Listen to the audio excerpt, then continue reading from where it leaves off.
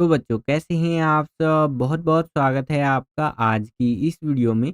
आज का ये वीडियो क्लास 11th के बच्चों के लिए बहुत ज़्यादा ख़ास होने वाला है क्योंकि इस वीडियो में हम लोग देखने वाले हैं बच्चों क्लास 11th का जो आपका पॉलिटिकल साइंस का सब्जेक्ट है, हिंदी बोले तो जो आपका राजनीतिक विज्ञान का विषय है, इसका जो आपका फाइनल एग्ज़ाम होने वाला है 26 फरवरी को। जी हाँ बच्चों, जो मॉर्निंग शिफ्ट के बच्चे हैं उनका एग्ज़ाम यहाँ पर 26 फरवरी को होगा और जो इवनिंग शिफ्ट के बच्चे हैं उनका एग्ज़ाम होगा आपका यहाँ पर 27 फरवरी को। ओके? तो इसके लिए एक इम्पोर्टेंट सैंपल क्वेश्चन पेपर इस वीडियो में हम लोग देखने वाले हैं बच्चों। और ये सैंपल पेपर आप सभी बच्चों के लिए बहुत ज़्यादा इम्पोर्टेंट होने वाला है। क्योंकि जो भी क्वेश्चन यहाँ पर हम लोग डिस्कस करेंगे इस सैंपल पेपर के अंदर, इसमें से बहुत सारे क्वेश्चंस आपके पेपर में डिट्टो रिपीट होकर के आ सकते हैं, एकदम सेम टू सेम छप करके आ सकते हैं। और पॉलिटिकल साइंस का तो एकदम टॉपर रह चुका हूँ अपने स्कूल में मैं, तो जो क्वेश्चन मैं आपको करवाने वाला हूँ ना, बिल्कुल आराम से कर लीजिए। आपके पास अगर नोटबुक है, तो नोटबुक उठा करके उसमें नोट कर लीजिए।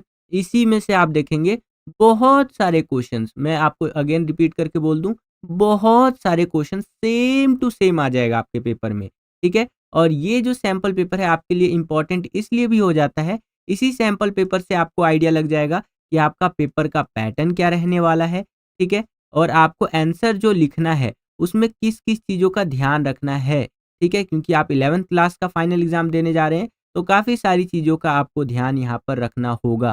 क्योंकि देखिए, पेपर तो सभी बच्चे देने जाते हैं, लेकिन उसमें से टॉपर जो निकलते हैं, वो 2 से 3 बच्चे ही निकलते हैं, ठीक है? तो वो अपनी आंसर्स लिखते वक़्त क्या-क्या चीज़ें ध्यान रखते हैं, वो भी मैं आपको इन वीडियोज़ के माध्यम से बताने वाला हूँ। तो वीडियो को पूरा ज़रूर देखिएगा और आज का वीडियो ख़ास इसलिए भी हो जाता है क्योंकि ये पूरा सैंपल पेपर एक वीडियो के अंदर हम लोग समझने वाले हैं।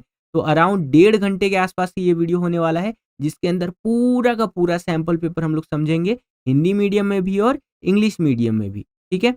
तो इतनी मेहनत के लिए वीडियो को कर दीजिए लाइक, जितना ज़्यादा वीडियो को आप लाइक करते हैं, उतना ज़्यादा हमारा मोटिवेशन बढ़ता है इसी तरह की वीडियोज़ को बनाने के लिए।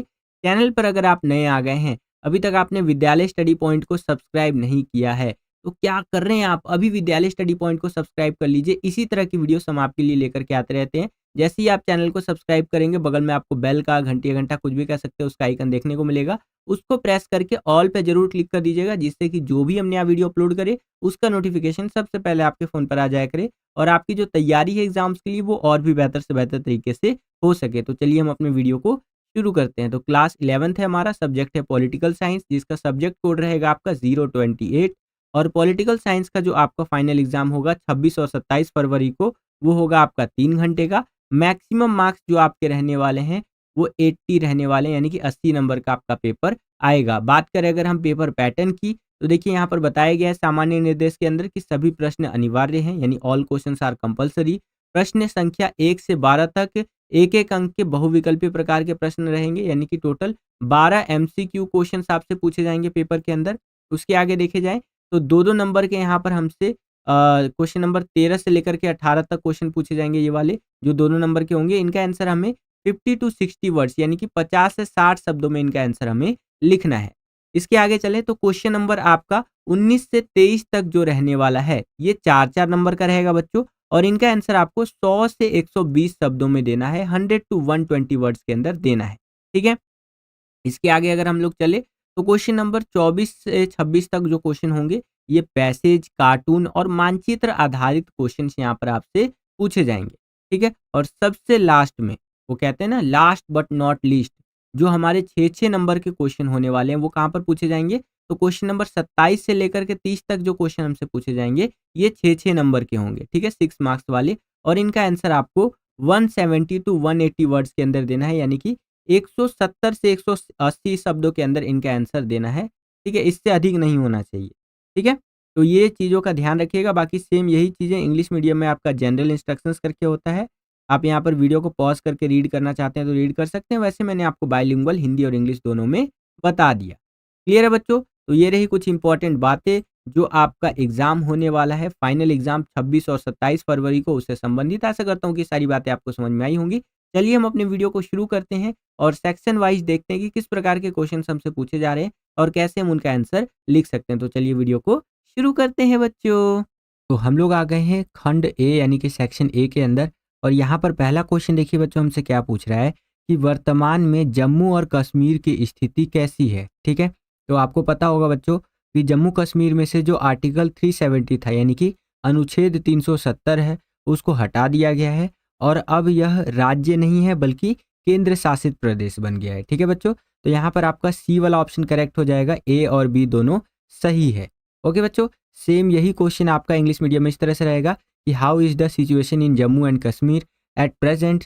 तो आपका article 370 was removed and it is no longer at state but a union territory. तो यहाँ पर आपका करेक्ट आंसर हो जाएगा ऑप्शन नंबर सी बच्चों।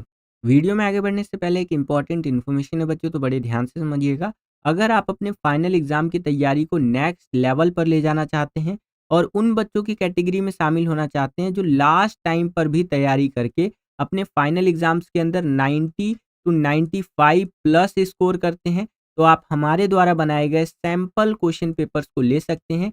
इन सैंपल पेपर्स के माध्यम से आप अपने फाइनल एग्जाम की तैयारी को एकदम नेक्स्ट लेवल पर ले जा सकते हैं बच्चों। लिटरली मैं बता रहा हूँ, अगर अभी तक आपने कुछ भी नहीं पढ़ा है और आप चाहते हैं कि लास्ट टाइम पर भी मैं पढ़ूं और बहुत अच्छे मार्क्स लेकर के आऊं, तो ये सैंपल पेपर्स आपके लिए ब्रह्मास्त्र सिद्ध होने वाले हैं। ठीक है, जैसे मान लीजिए कि आप पॉलिटिकल साइंस का सैंपल पेपर यहाँ पर हमसे खरीदते हैं। ठीक है, तो इसमें क्या क्या मिलेगा, पूरे सिलेबस के अंदर से जो भी आपके इंपॉर्टेंट एमसीक्यू क्वेश्चंस निकलते हैं वो सारे आपको देखने को मिल जाएंगे। इंपॉर्टेंट आपके जो भी शॉर्ट क्वेश्चंस निकलते हैं वो आपको देखने को मिल जाएंगे। इंपॉर्टेंट आपके यहाँ पर लॉन्ग क्वेश्चंस जो निकलते हैं वो सारे मिल जाएंगे। उसके अलावा जितने भी इंपॉर्टेंट आपके कार्टून वाले क्वेश्चंस निकलते हैं वो सारे आपको देखने को मिल जाएंगे। जितने भी आपके इंपॉर्टेंट मैप वाले क्वेश्चंस निकलते हैं वो सारे आपको देखने को मिल जाएंगे। यानी कि हर तरह के क्वेश्चंस की आपकी तैयारी हो जाएगी सैंपल पेपर्स के माध्यम से। हमने हर एक सब्जेक्ट का 10-10 सैंपल पेपर आप सभी बच्चों के लिए बनाया है, हिंदी मीडियम में भी और इंग्लिश मीडियम में भी। तो दोनों ही मीडियम में आप यहाँ पर सैंपल पेपर्स को ले सकते हैं। और लिटरली मैं आपको बता रहा हूँ बच्चों, मैं अपना 10 साल के एक्सपीरियंस, जो मेरा टीचिंग का एक्सपीरियंस है उस हिसाब से बता रहा हूँ कि ये सैंपल पेपर इतना फ़ायदा करेगा आपको, इतना फ़ायदा करेगा कि जो आपका फाइनल एग्ज़ाम जब बीत जाएगा ना, और जो भी बच्चे सैंपल पेपर लिए होंगे वो इसी वीडियो के नीचे कमेंट कर रहे होंगे कि thank you so much sir, आपसे हमने सैंपल पेपर लिया और इससे हमें बहुत ज़्यादा फ़ायदा हुआ। ठीक है, सैंपल पेपर्स को लेने के लिए सिंपली स्क्रीन पर आपको ये जो व्हाट्सएप नंबर दिख रहा है इस पे आपको कॉन्टैक्ट करना है। हमारी टीम बैठी हुई है, उनसे आप सैंपल पेपर्स ले सकते हैं 50% के डिस्काउंटेड रेट पर। अभी आपको 50% का भारी छूट डिस्काउंट देखने को मिलेगा बच्चों सैंपल पेपर्स के ऊपर। ठीक है, तो इनको आप ले सकते हैं। वैसे तो एक सब्जेक्ट के सैंपल पेपर का जो ओरिजिनल प्राइस है वो यहाँ पर 199 रुपये है, लेकिन अभी अगर आप लेंगे तो 50% डिस्काउंट ऑफर के तहत केवल और केवल 99 रुपीज़ में इन सैंपल पेपर्स को आप बाय कर सकते हैं। तो आज ही इन सैंपल पेपर्स को लीजिए और अपने फाइनल एग्जाम की तैयारी को नेक्स्ट लेवल पर लेकर के जाइए बच्चों। ठीक है, चलिए वीडियो में आगे बढ़ते हैं। दूसरा क्वेश्चन देखिए बच्चों, यहाँ पर क्या पूछ रहा है हमसे कि समाजशास्त्री टी.एच. मार्शल इन्होंने नागरिकता में कौन से 3 प्रकार के अधिकारों को ज़रूरी मानते हैं, ये कि भैया ये 3 अधिकार तो नागरिकता में यानी सिटीजनशिप में होना ही चाहिए। ठीक है, तो वो हो जाएगा आपका नागरिक, राजनीतिक और सामाजिक अधिकार। ठीक है, तो ये आपका यहाँ पर करेक्ट आंसर हो जाएगा ऑप्शन नंबर ए बच्चों। सेम यही क्वेश्चन इंग्लिश मीडियम में इस तरह से रहेगा। यहाँ पर आप देख सकते हैं कि socialist T.H.. Marshall considered 3 types of right essential in citizenship. तो आपका हो जाएगा यहाँ पर civil, political and social rights. ठीक है, ए वाला ऑप्शन आपका बिल्कुल करेक्ट आंसर हो जाएगा बच्चों। ठीक है, आगे चलते हैं। थर्ड क्वेश्चन यहाँ पर देखिए बच्चों क्या है कि पंचायती राज से संबंधित कौन सा अनुच्छेद है इसमें। याद रखिएगा, पंचायती राज से संबंधित बोल रहा है। तो अगर पंचायती राज से संबंधित बात करें तो अनुच्छेद जो आपका 243 है, 243, ये करेक्ट आंसर हो जाएगा बच्चों। सेम यही क्वेश्चन इंग्लिश मीडियम में इस तरह से रहेगा। यहाँ पर आप देख सकते हैं कि which article is related to Panchayati राज।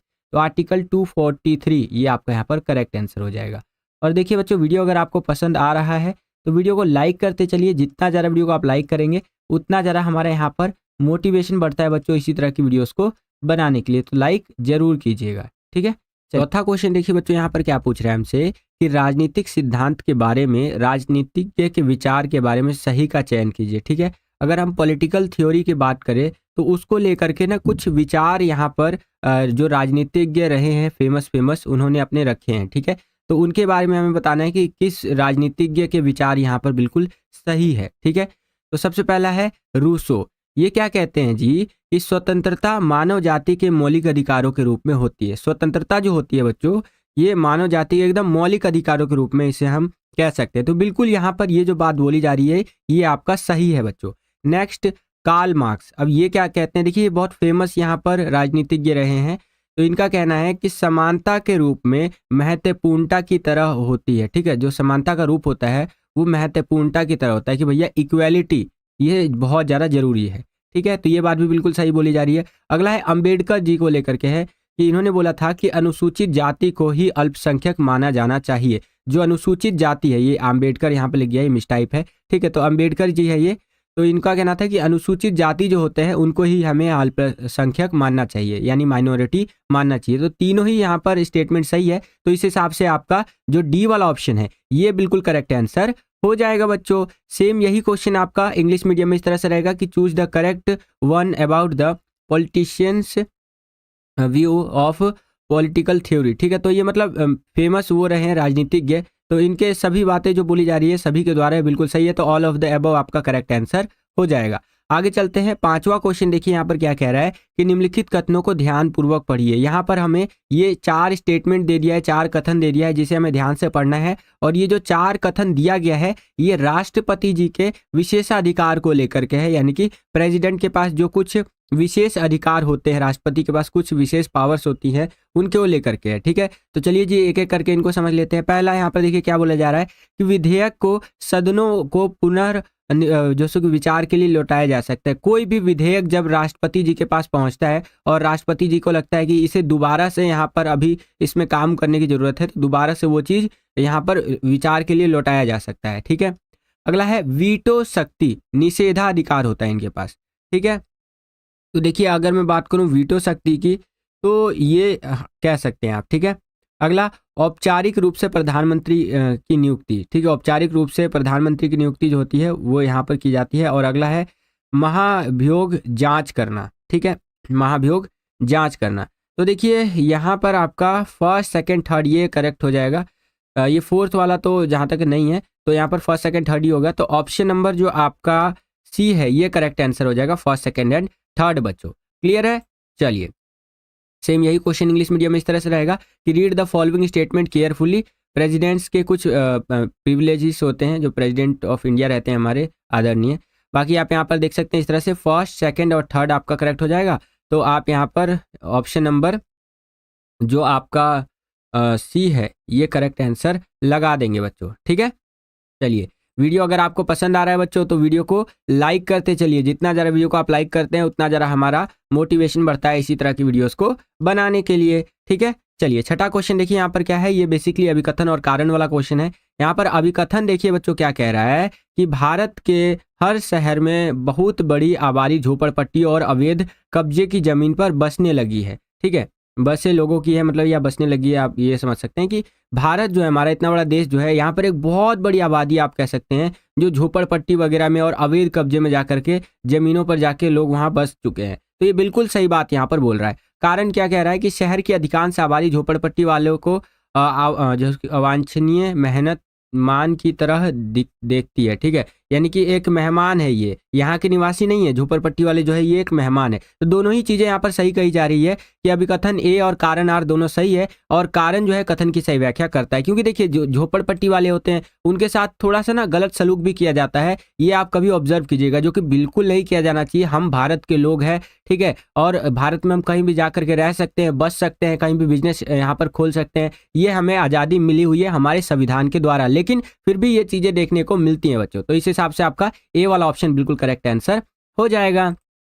चलिए सेम यही क्वेश्चन इंग्लिश मीडियम में इस तरह से रहेगा। यहाँ पर आप देख सकते हैं असर्शन दिया गया आपका कि in every city of India there is a large population of people settle on slums and illegally occupied land. तो बिल्कुल सही बात यहाँ पर बोल रहा है। रीजन क्या है कि most of the cities population looks like जैसे कि undesirable guest to the slum dwellers. ठीक है, तो यहाँ पर ए ऑप्शन करेक्ट हो जाएगा। Both assertion and reason are true and reason is the correct explanation of the statement. ठीक है, तो ए ऑप्शन आपका करेक्ट हो जाएगा।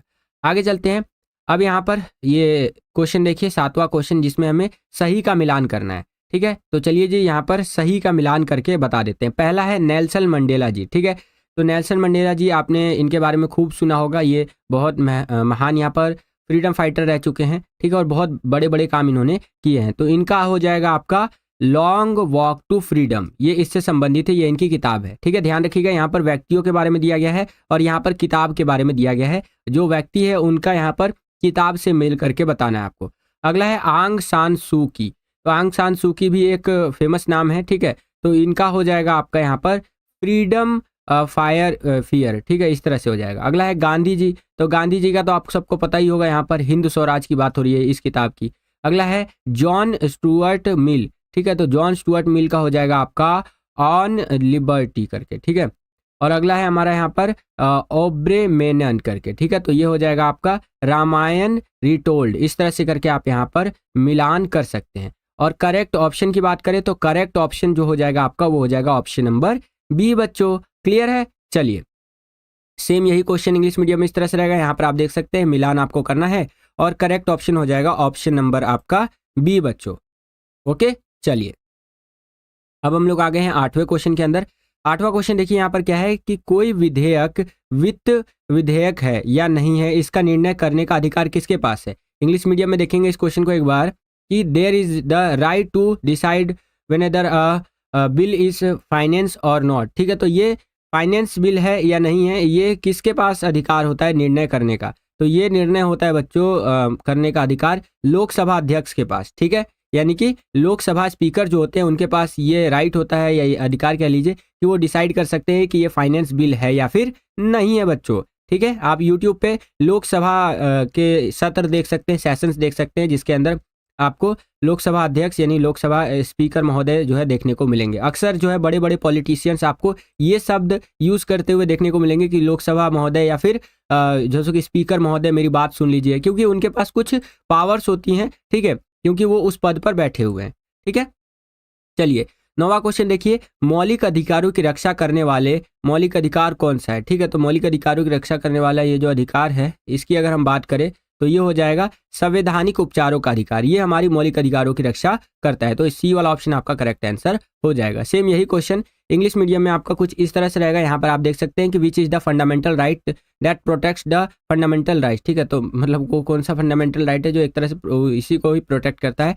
तो राइट टू जैसे कि आपका यहाँ पर कॉन्स्टिट्यूशनल रेमेडीज जो है, ये आपका करेक्ट आंसर हो जाएगा संवैधानिक उपचारों का अधिकार। क्लियर है? चलिए अब हम लोग आ गए हैं 10वें क्वेश्चन के अंदर। यहाँ पर देखिए क्या कह रहा है कि यह किस रीट के अंतर्गत आता है। ये जो है किस रीट के अंतर्गत आता है। सेम यही क्वेश्चन इंग्लिश मीडियम में इस तरह से रहेगा कि अंडर विच रीट इज, ये किसके अंदर आता है। तो ध्यान से देखते हैं इसको कि किसी भी गिरफ्तार व्यक्ति को न्यायालय के सामने प्रस्तुत किए जाने का आदेश जारी किया जाता है। यदि गिरफ्तारी का तरीका या कारण गैर कानूनी या संतोषजनक न हो तो न्यायालय व्यक्ति को छोड़ने का आदेश जारी कर सकता है। ठीक है, कोई भी ऐसा व्यक्ति जो गिरफ्तार हो चुका है यहाँ पर, जिसने यहाँ पर कुछ किया हो या ना किया हो, मतलब इस तरह से वो गिरफ्तार यहाँ पर हो चुका है। समझ रहे हैं आप? ये जैसे ये एक व्यक्ति है, मान लेते हैं एग्जाम्पल के लिए, और यहाँ पर ये एक पुलिस वाले अंकल जी है। ठीक है, इन्होंने क्या किया, जो है इसको गिरफ्तार कर लिया इस तरह से कि इधर आओ, चलो इधर, है ना। तो किसी भी गिरफ्तार व्यक्ति को न्यायालय के सामने प्रस्तुत किए जाने का आदेश जारी किया जाता है यदि गिरफ्तारी का तरीका या कारण गैर कानूनी या फिर संतोषजनक ना हो। ठीक है, कि ये पुलिस वाले अंकल जो है इन्होंने इनको गिरफ्तार किया और ऐसे गिरफ्तार किया कि मोहल्ले में इनकी बेइज्जती हो गई कि अरे भैया देखो इनको कैसे घसीट कर ले जाया जा रहा है। अगेन मैं एग्जांपल के लिए आपको बता रहा हूँ। ठीक है, तो यहाँ पर जो है जो कोर्ट है वो इसके लिए यहाँ पर कुछ आदेश जारी कर सकते हैं, आदरणीय कोर्ट जी। ठीक है, तो न्यायालय व्यक्ति को छोड़ने का आदेश भी जारी कर सकता है कि छोड़ो उसे, छोड़ो, इस तरह से करके। समझ रहे हैं आप? तो ये चीज़ है। तो अब आपको बताना है इसमें से करेक्ट आंसर। तो करेक्ट आंसर आपका हो जाएगा बच्चों यहाँ पर बंदी प्रत्यय छीकरण करके। ठीक है, ये आपका करेक्ट आंसर हो जाएगा, यानी कि हैबिबिस कब करके हो जाएगा, कब करके। ठीक है, तो इस तरह से ये आपका ए वाला ऑप्शन करेक्ट आंसर हो जाएगा बच्चों। आगे चलते हैं 11वां क्वेश्चन देखिए बच्चों। यहाँ पर 11वां क्वेश्चन हमसे क्या पूछ रहा है कि यदि एक स्कूल में पुरुष शिक्षक को महिला शिक्षक से ज्यादा वेतन मिलता है तो यह किस सिद्धांत के विरुद्ध है। ठीक है, एक स्कूल है, कोई सा भी स्कूल आप ले सकते हैं, अगर वहां पर जो पुरुष शिक्षक है यानी मेल टीचर है उनको फीमेल टीचर से ज्यादा सैलरी मिलता है तो ये किसके खिलाफ है बच्चों? तो समकक्षों के साथ समान बर्ताव सिद्धांत के विरुद्ध है। ठीक है, यानी कि equal work for equal pay, यानी कि बराबर अगर हम काम कर रहे हैं तो बराबर पैसा मिलना चाहिए, समझ रहे हैं। तो समकक्षों के साथ समान बर्ताव सिद्धांत के बिल्कुल ही विरुद्ध है।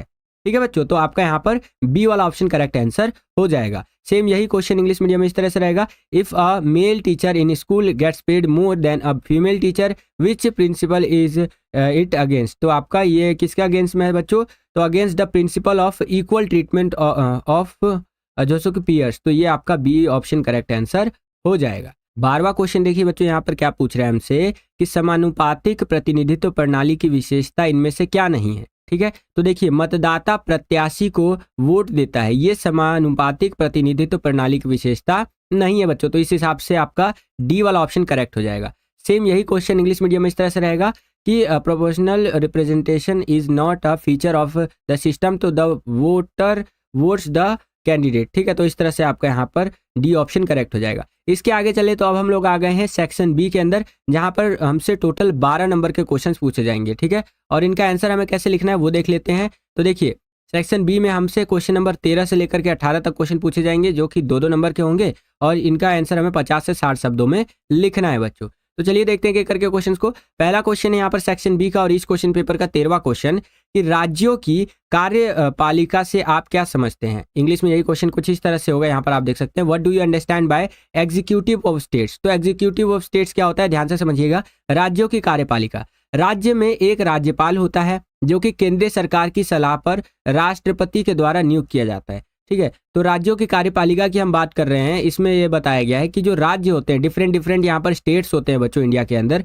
वहां पर एक राज्यपाल होता है। ठीक है, जिसे अंग्रेजी में हम क्या कहते हैं, अंग्रेजी में गवर्नर कहते हैं। ठीक है, और ये जो है advice of central government is appointed by president, यानी कि ये सेंट्रल गवर्नमेंट यानी कि केंद्र सरकार की सलाह के द्वारा राष्ट्रपति नियुक्त करते हैं, जो कि राज्य के राज्यपाल होते हैं, यानी कि गवर्नर होते हैं। आगे देखिए बताया गया है कि प्रधानमंत्री की ही तरह मुख्यमंत्री भी विधानसभा में बहुमत दल का नेता होता है, और पर राज्यपाल के पास ज़्यादा विवेकाधीन शक्तियां होती है। ठीक है, प्रधानमंत्री की तरह ही यहाँ पर जो मुख्यमंत्री होते हैं उनके पास भी विधानसभा में बहुमत दल के ये नेता होते हैं ये। ठीक है, जब इनको ज़्यादा बहुमत से लाया जाता है विधानसभा के अंदर, पर राज्यपाल के पास ज़्यादा यहाँ पर विवेकाधीन शक्तियां होती है, कुछ एक्स्ट्रा पावर्स होती है इनके पास। आगे बताया गया है कि राज्य के स्तर पर भी सदनात्मक व्यवस्था में प्रमुख सिद्धांत लागू होते हैं। तो ये कुछ इस तरह से यहाँ पर बातें बताई गई हैं राज्यों की कार्यपालिका से संबंधित। ठीक है, आशा करता हूँ आपको समझ में आया होगा। इंपॉर्टेंट क्वेश्चन है बच्चों, आपके फाइनल एग्जाम में आने की संभावना है इस क्वेश्चन की। ठीक है, चलिए सेम यही क्वेश्चन इंग्लिश मीडियम में इस तरह से रहेगा, एंड आंसर आपको इस प्रकार से लिखते हुए चलना है, यह आप अपनी स्क्रीन पर देख सकते हैं बच्चों। ठीक है, चलिए अब देखिए इसी क्वेश्चन में आपको एक अथवा दे दिया है, एक चॉइस दे दिया है, यानी कि अगर आपको ऊपर वाला क्वेश्चन नहीं आता है तो नीचे वाला जो क्वेश्चन है इसको आप अटेंड कर सकते हैं। इसके अथवा में इसके चॉइस में देखिए क्या क्वेश्चन हमसे पूछा है कि संविधान के राजनीतिक दर्शन से आप क्या समझते हैं। इंग्लिश में ये क्वेश्चन कुछ इस तरह से रहेगा कि what do you understand by the political philosophy of the constitution. ठीक है, संविधान के राजनीतिक सिद्धांत के बारे में हमें बात करना है। तो देखिए संविधान के जैसे कि इसकी बात करें अगर हम दर्शन से अभिप्राय, संविधान की बुनियादी अवधारणाओं से है, जैसे अधिकार, नागरिक, लोकतंत्र आदि। ठीक है, तो अगर हम संविधान दर्शन की बात कर रहे हैं तो इसका मतलब है हम बुनियादी अवधारणाओं की बात कर रहे हैं जो यहाँ पर होनी ही होनी चाहिए, जिसमें से अधिकारों की हम बात करेंगे, नागरिकता की बात करेंगे। ठीक है, इस तरह से सिटीजनशिप की बात करेंगे, लोकतंत्र यानी डेमोक्रेसी की बात करेंगे। यही हमारा संविधान के राजनीतिक दर्शन होते हैं। ठीक है, अब आगे देखिए कुछ और चीज़ें बताई गई हैं। संविधान में निहित आदर्श जैसे समानता, स्वतंत्रता हमें संविधान के दर्शन करवाते हैं। हमारा संविधान इस बात पर जोर देता है कि उसके दर्शन पर शांतिपूर्वक व लोकतांत्रिक तरीके से अमल किया जाए। ठीक है, हमारा संविधान इसी बात पर जोर देता है कि भैया उसका जो दर्शन है, क्या क्या है उसका दर्शन, यहाँ पर अधिकार, नागरिकता और लोकतंत्र, जो कि जनता के लिए है, जाहिर सी बात है।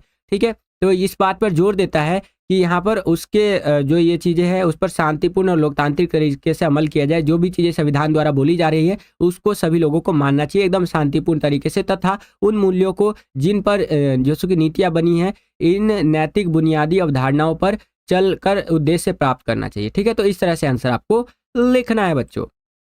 चलिए सेम यही क्वेश्चन इंग्लिश मीडियम में इस तरह से रहेगा, एंड आंसर आपको इस प्रकार से लिखते हुए चलना है। ठीक है, अब हम लोग आ गए हैं 14वें क्वेश्चन के अंदर। यहाँ पर 14वां क्वेश्चन देखिए क्या है कि राष्ट्र शब्द और राष्ट्रवाद में अंतर लिखिए। ये क्वेश्चन मैं कहूँगा मोस्ट इंपॉर्टेंट क्वेश्चन है बच्चों। कई बार ये पेपर में आ चुका है। बच्चे यहाँ पर एकदम ना कंफ्यूज हो जाते हैं कि अरे सर जी ये होता क्या है, इस तरह से है ना, ये क्या है, क्या क्वेश्चन पूछ लिया हमसे। तो बड़े ध्यान से समझिएगा, मैं आपको समझाता हूँ कि राष्ट्र शब्द और राष्ट्रवाद में अंतर क्या होता है। अंग्रेजी में जिसे हम कहते हैं यहाँ पर नेशन एंड नेशनलिज्म, ठीक है। तो इसको समझते हैं। देखिए राष्ट्र क्या होता है। राष्ट्र जनता का कोई आकस्मिक समूह नहीं है, यह परिवार से भिन्न है और राष्ट्र के अधिकतर सदस्यों को प्रत्यक्ष तौर पर न कभी भी जान पाते हैं और ना ही कभी उनके साथ वंशानुगत संबंध जोड़ने की जरूरत पड़ती है, ठीक है। तो एक नेशन की जब हम बात करते हैं तो ये कोई आकस्मिक समूह नहीं होता है, ये कोई ऐसा ग्रुप नहीं है कि यहाँ पर हमें ये चीज़ देखने को मिलती है कि ये मतलब परिवार से ना अलग होता है, नॉर्मल परिवार से ये अलग होता है। और राष्ट्र के अधिकतर सदस्यों को प्रत्यक्ष तौर पर हम कभी जान ही नहीं पाते। जैसे हमारा पूरा एक नेशन है, इंडिया की हम बात कर लेते हैं, तो अगर आप यहाँ दिल्ली में रहते हैं तो इस बात की बहुत ज़्यादा संभावना है कि केरल के लोगों को आप कभी ढंग से उतना जान ही नहीं पाएंगे। इधर असम के लोगों से आप उतना कभी ढंग से जान ही नहीं पाएंगे। सोशल मीडिया की मदद से आप बहुत सारी चीज़ें देख सकते हैं, लेकिन वास्तविकता में उनके साथ मिलना जुलना, बातचीत करना, ऐसे पूरे देश में जितने भी हमारे नागरिक रह रहे हैं उन सब के साथ करना बड़ा मुश्किल है। क्योंकि 120-135 करोड़ के आसपास हमारी आबादी है, 135 इस तरह से करोड़ की आबादी, और इतने उससे करना बड़ा मुश्किल है, ठीक है। ये किसी भी देश के लिए मुश्किल होता है बच्चों। और यहाँ पर बोला गया है कि यहाँ पर ना तो हम उनके वंशानुगत संबंध होता है उसको जोड़ने की हमें जरूरत पड़ती है। तो ये मतलब राष्ट्र के बारे में कुछ कुछ बातें यहाँ पर बताई गई है, क्लियर है। अब यहाँ पर राष्ट्रवाद के बारे में समझिए। राष्ट्रवाद क्या होता है। राष्ट्रवाद एक भावना होती है। राष्ट्रवाद क्या होता है, एक भावना होती है, देश प्रेम की भावना जो विकसित होती है, ठीक है। अब जैसे अभी से कुछ दिन पहले वैलेंटाइन डे आया था, ठीक है, 14 फरवरी 2025 का वैलेंटाइन डे। तो वैलेंटाइन डे वाले दिन जो है उस दिन क्या मनाया गया, ब्लैक डे मनाया गया। क्यों? क्योंकि पुलवामा अटैक हुआ था आज से लगभग 6 साल पहले 2019 के अंदर, समझ रहे हैं आप। तो ऐसा हम लोग क्यों करते हैं, क्योंकि हमें देश प्रेम है, हमारे अंदर राष्ट्रवाद की भावना है, जो कि होना बहुत ज़्यादा जरूरी है एक देश के लोगों के लिए। अगर हम राष्ट्रवाद की बात करें तो साझे विश्वास, साझा इतिहास, साझे भू क्षेत्र, साझे राजनीतिक आदर्श तथा साझी राजनीति पहचान के द्वारा हमें राष्ट्रवाद देखने को मिलता है। तो इस तरह से आप आंसर लिख सकते हैं बच्चों। सेम यही क्वेश्चन इंग्लिश मीडियम में इस तरह से रहेगा और आंसर आपको कुछ इस तरह से लिखते हुए चलना है, ठीक है। तो अब यहाँ पर देखिए बच्चों 15वां क्वेश्चन हमसे क्या पूछ रहा है कि स्थानीय निकायों में महिलाओं की स्थिति का वर्णन कीजिए। जो लोकल बॉडीज होती है बच्चों, वहाँ पर जो महिलाओं की स्थिति होती है उसके बारे में हमें बताना है। तो देखिए स्थानीय निकायों में महिलाओं की स्थिति काफ़ी अच्छी होती है, ठीक है। जो स्थानीय लेवल की बात कर रहे हैं, लोकल स्तर की ये बात कर रहे हैं। क्यों? क्योंकि आरक्षण का प्रावधान होता है। देखिए अध्यक्ष और सरपंच जैसे पद के लिए भी इस कारण निर्वाचित महिला जनप्रतिनिधियों की एक बड़ी संख्या अध्यक्ष और सरपंच जैसे पदों के लिए आसीन हुई है, ठीक है। अब स्थानीय लेवल पे जो हमारे पद होते हैं, जैसे सरपंच हो गया, यहाँ पर अध्यक्ष हो गया, इनके लिए ना सीट्स रिजर्व की गई हैं कि महिलाएं ही यहाँ पर खड़ी हो सकती हैं काफ़ी जगह पर, ठीक है। तो ये जो है ना काफ़ी ज़्यादा बेनिफिशियल हुआ है वुमेन्स के लिए कि वो भी आगे आई हैं और जो लीडरशिप होता है उसके अंदर इन्होंने पार्टिसिपेट किया है और काफ़ी ज़्यादा इससे हमें प्लस पॉइंट देखने को मिल रहा है। आज कम से कम 200 महिलाएं जिला पंचायतों और 2000 महिलाएं प्रखंड अथवा तालुक पंचायतों और 80,000 ग्राम पंचायतों में महिलाएं जो है सरपंच है और नगर निगमों में 30 महिलाएं मेयर है और महापौर है, ठीक है, इस तरह से। तथा नगर पालिकाओं में 500 से ज़्यादा महिलाएं अध्यक्ष पद पर आसीन है। तो इस प्रकार से आप स्थानीय निकायों में महिलाओं की स्थिति का वर्णन कर सकते हैं। यानी ओवरऑल हम कह सकते हैं कि उनकी स्थिति काफ़ी अच्छी है, ठीक है। सरकार के जो स्टेप्स यहाँ पर मतलब गवर्नमेंट ने जो स्टेप्स लिए हैं उसके बेसिस पर ये चीज़ें वो हमें देखने को मिली है। सेम यही क्वेश्चन इंग्लिश मीडियम में इस तरह से रहेगा कि describe the status of women in local bodies and answer आपको कुछ इस प्रकार से लिखते हुए चलना है। ये आप अपनी स्क्रीन पर देख सकते हैं बच्चों, ठीक है। चलिए वीडियो अगर आपको पसंद आ रहा है तो इस वीडियो को ना अपने सभी दोस्तों में शेयर भी जरूर कर दीजिएगा, इससे ज़्यादा से ज़्यादा बच्चों ये वीडियो देखें और उनके लिए भी बेनिफिशियल हो, वो भी आपको थैंक यू बोले कि यार थैंक यू तूने मेरे को ये वीडियो भेजा, इससे मुझे बहुत ज़्यादा हेल्प हो रही है। चलिए 16वां क्वेश्चन देखिए यहाँ पर क्या है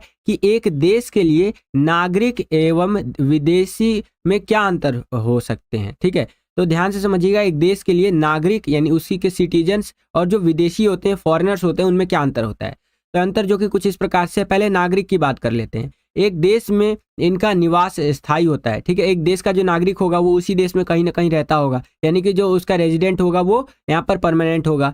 सभी राजनीतिक अधिकार प्राप्त होते हैं उसके पास। राज्य के सभी कानून कर्तव्यों का पालन अनिवार्य होता है। और राज्य, यहाँ पर राज्य का मतलब होता है देश। देश में घूमने व निवास पर कोई प्रतिबंध नहीं होता है, ठीक है। वो देश में कहीं भी घूम सकता है, कहीं भी निवास स्थान बना सकता है, कहीं भी बिजनेस कर सकता है, कहीं भी रोटी पानी कमा करके खा सकता है, क्योंकि वो उस देश का नागरिक है। उसके पास सारे वैलिड डॉक्यूमेंट्स है और सारी तरह से वो इस देश में चीजें फॉलो कर रहा है, ठीक है। तो ये तो हो गया नागरिक के बारे में बात। अब यहाँ विदेशी यानी फॉरेनर के बारे में समझ लेते हैं कि एक देश में इनका निवास अस्थायी होता है। अब मान लीजिए कि अमेरिका से, यूएसए से कोई फॉरेनर आता है, तो वो दिल्ली अगर लैंड करेगा, तो दिल्ली में कोई जगह अगर लेता है वो रेंट वगैरह पे, या कुछ टाइम के लिए कोई होटल वगैरह लेता है, तो वो क्या होगा, वो उसका अस्थायी निवास होगा, यानी कि वो वहां से कुछ दिन में छोड़ के चला जाना है उसको। समझ रहे हैं। आगे देखिए, सिर्फ कुछ सामाजिक अधिकार प्राप्त होते हैं इनको, कुछ सोशल राइट्स ही दिए जाते हैं। ये अपने मूल देश के प्रति ही वफादार होते हैं। अब देखिए, अमेरिका से कोई बंदा आया है तो ऐसा तो है नहीं कि वो भारत को लेकर के वफादार होगा। वफादार तो अमेरिका के लिए ही होगा ना, क्योंकि सिटीजन, नागरिक तो अमेरिका का ही है। समझ रहे हैं आप। इन्हें एक निश्चित समय सीमा के लिए और जगह में निवास करना होता है, ठीक है। तो इनको एक लिमिटेड टाइम पीरियड दिया जाता है कि भैया इतने टाइम पीरियड के लिए आपका वीजा लगा है, उसी टाइम पीरियड के अकॉर्डिंग आपको रहना है यहाँ पर, उसके बाद आपको जाना होगा यहाँ से, ठीक है। ये हर देश में ये चीजें होती है। हम अगर अमेरिका में जाएंगे तो अमेरिका में भी यही सेम रूल फॉलो होता है, ठीक है। सेम यही क्वेश्चन इंग्लिश मीडियम में इस तरह से रहेगा। यहाँ पर आप देख सकते हैं, what can be difference between a citizen and a foreigner for a country, ठीक है। तो सिटीजन की बात करें तो यहाँ पर आप देख सकते हैं, और फॉरनर की यहाँ पर बात आप देख सकते हैं, ये डिफरेंस होता है, ठीक है बच्चों। आगे चलते हैं। अगला क्वेश्चन देखिए, 17वां क्वेश्चन क्या कह रहा है कि प्राकृतिक असमानता किसे कहते हैं, विस्तार से समझाइए। तो बड़े ध्यान से समझिएगा प्राकृतिक असमानता के बारे में, कि लोगों की जन्मजात विशेषताओं और योग्यताओं का परिणाम मानी जाती है प्राकृतिक असमानता। प्राकृतिक विभिन्नता को बदला नहीं जा सकता। प्राकृतिक जो विभिन्नता होती है इसको बदला नहीं जा सकता है बच्चों। लोगों में उनकी विभिन्न दक्षताओं और प्रतिभा और उनके अलग अलग चयन के कारण पैदा होते हैं ये चीजें, ठीक है। तो इस तरह से आप यहाँ पर प्राकृतिक असमानता के बारे में चीजें लिख सकते हैं बच्चों। क्लियर है। सेम यही क्वेश्चन इंग्लिश मीडियम में इस तरह से रहेगा। यहाँ पर आप देख सकते हैं, what is natural inequality, explain in detail, and answer आपको कुछ इस प्रकार से लिखना है। इसके आगे चलते हैं। अगला क्वेश्चन देखिए, काफी इंपॉर्टेंट क्वेश्चन है बच्चों, एग्जाम में आने की संभावना बहुत ज्यादा है इस क्वेश्चन की, तो बड़े ध्यान से समझिएगा इस क्वेश्चन को, ठीक है। देखिए यहाँ पर क्वेश्चन क्या कह रहा है कि मौलिक अधिकार की कोई 4 विशेषताएं बताइए। अंग्रेजी में यह क्वेश्चन कुछ इस तरह से रहेगा कि right any 4 characteristics of fundamental rights, ठीक है। तो फंडामेंटल राइट्स के कैरेक्टरिस्टिक्स यानी कि विशेषताएं बतानी है। तो मौलिक अधिकार की विशेषताएं जो कि इस प्रकार से है, पहला, अधिकार को संविधान में सूचीबद्ध किए गए हैं, ठीक है। जो हमारे अधिकार है तो उनको संविधान के अंदर सूचीबद्ध किया गया है कि भैया यहाँ पर है ये अधिकार और ये मानना होगा। इन्हें लागू करने के लिए संविधान में विशेष प्रावधान किए गए हैं और इनकी गारंटी एवं सुरक्षा स्वयं संविधान करता है, ठीक है। जो हमारे मौलिक अधिकार है बच्चों, उनकी जो गारंटी है और सुरक्षा है वो संविधान खुद करता है। कोई भी उन अधिकारों के साथ छेड़छाड़ नहीं कर सकता है, ठीक है, क्योंकि उसकी गारंटी और सुरक्षा तो संविधान जी खुद ही दे रखे हैं। उल्लंघन होने पर नागरिक न्यायपालिका जा सकता है। अगर व्यक्ति को लगता है कि उसके मौलिक अधिकारों का उल्लंघन हो रहा है, ठीक है, फंडामेंटल राइट्स का यहाँ पर हनन हो रहा है, तो वो कहाँ जा सकता है, न्यायपालिका यानी कोर्ट में जा सकता है। इनमें परिवर्तन के लिए संविधान में संशोधन करना पड़ेगा। अगर मौलिक अधिकारों में परिवर्तन करना है तो पूरे संविधान में ही संशोधन करना पड़ेगा, जो उस पोर्शन वाला है, ठीक है, वो जो हिस्सा है मौलिक अधिकारों वाला उसमें पूरा ही चेंजेस करना पड़ेगा, तभी इसमें संशोधन यानी बदलाव किया जा सकता है। सरकार द्वारा कोई भी ऐसा कानून नहीं बनाया जा सकता जिससे मौलिक अधिकारों का उल्लंघन हो। सरकार ऐसे कोई भी कानून नहीं बना सकती जिससे कि हमारी जो मौलिक अधिकार है, फंडामेंटल राइट्स है, उसका यहाँ पर उल्लंघन हो, ठीक है। सोचिए कितना ज्यादा पावरफुल है ये। सेम यही क्वेश्चन इंग्लिश मीडियम में इस तरह से रहेगा। यहाँ पर आप देख सकते हैं और आंसर इस तरह से है कि कैरेक्टरिस्टिक्स ऑफ फंडामेंटल राइट्स। तो ये जो राइट्स है ये लिस्टेड है कॉन्स्टिट्यूशन के अंदर और ये स्पेशल प्रोविजंस के अंदर है, ठीक है, made in the constitution to implement them and they are guaranteed and protected by the constitution itself, ठीक है। ये गारंटी किए जाते हैं और प्रोटेक्ट किए गए हैं कॉन्स्टिट्यूशन के उसी के ऊपर, ठीक है। In case of violation citizen can approach the judiciary, ठीक है। अगर किसी सिटीजन को, किसी नागरिक को लगता है कि उसके मौलिक अधिकारों का हनन हुआ है तो वो इस तरह से जुडिशरी में, न्यायपालिका में जा सकता है। To change this the constitution has to be mended, ठीक है, इस तरह से, यानी इसको इतना बदलना आसान नहीं है। And no law can be made by the government which violates the fundamental rights, ठीक है। तो सरकार के द्वारा कोई ऐसा कानून नहीं बनाया जा सकता जो वायलेट करता है फंडामेंटल राइट्स को। और यहाँ पर देखिए ये वाला पॉइंट था कि इसके अंदर ना ऐसे चेंजेस नहीं किया जा सकता है, पूरा ही हमें कॉन्स्टिट्यूशन को चेंज करना पड़ेगा, ठीक है, अमेंडेड करना पड़ेगा इस तरह से, ठीक है। चेंजेस इसमें पूरे उस कॉन्स्टिट्यूशन के उस पूरे पोर्शन में ही हमें बदलाव करने पड़ेंगे। क्लियर है बच्चों? देखते हैं कि करके क्वेश्चंस को। यहाँ पर 19वां क्वेश्चन देखिए क्या पूछ रहा है हमसे कि भारत में संघवाद का वर्णन कीजिए। इंग्लिश में ये क्वेश्चन कुछ इस तरह से रहेगा कि describe the federalism in India, ठीक है। और ये क्वेश्चन काफी इंपॉर्टेंट है बच्चों, तो बड़े ध्यान से समझिएगा इस क्वेश्चन को कि भारत में संघवाद किस तरह से हमें देखने को मिलता है। तो देखिए, भारत में संघवाद, भारत के संविधान के अनुच्छेद 1 में भारत को राज्यों का संघ कहा गया है, ठीक है।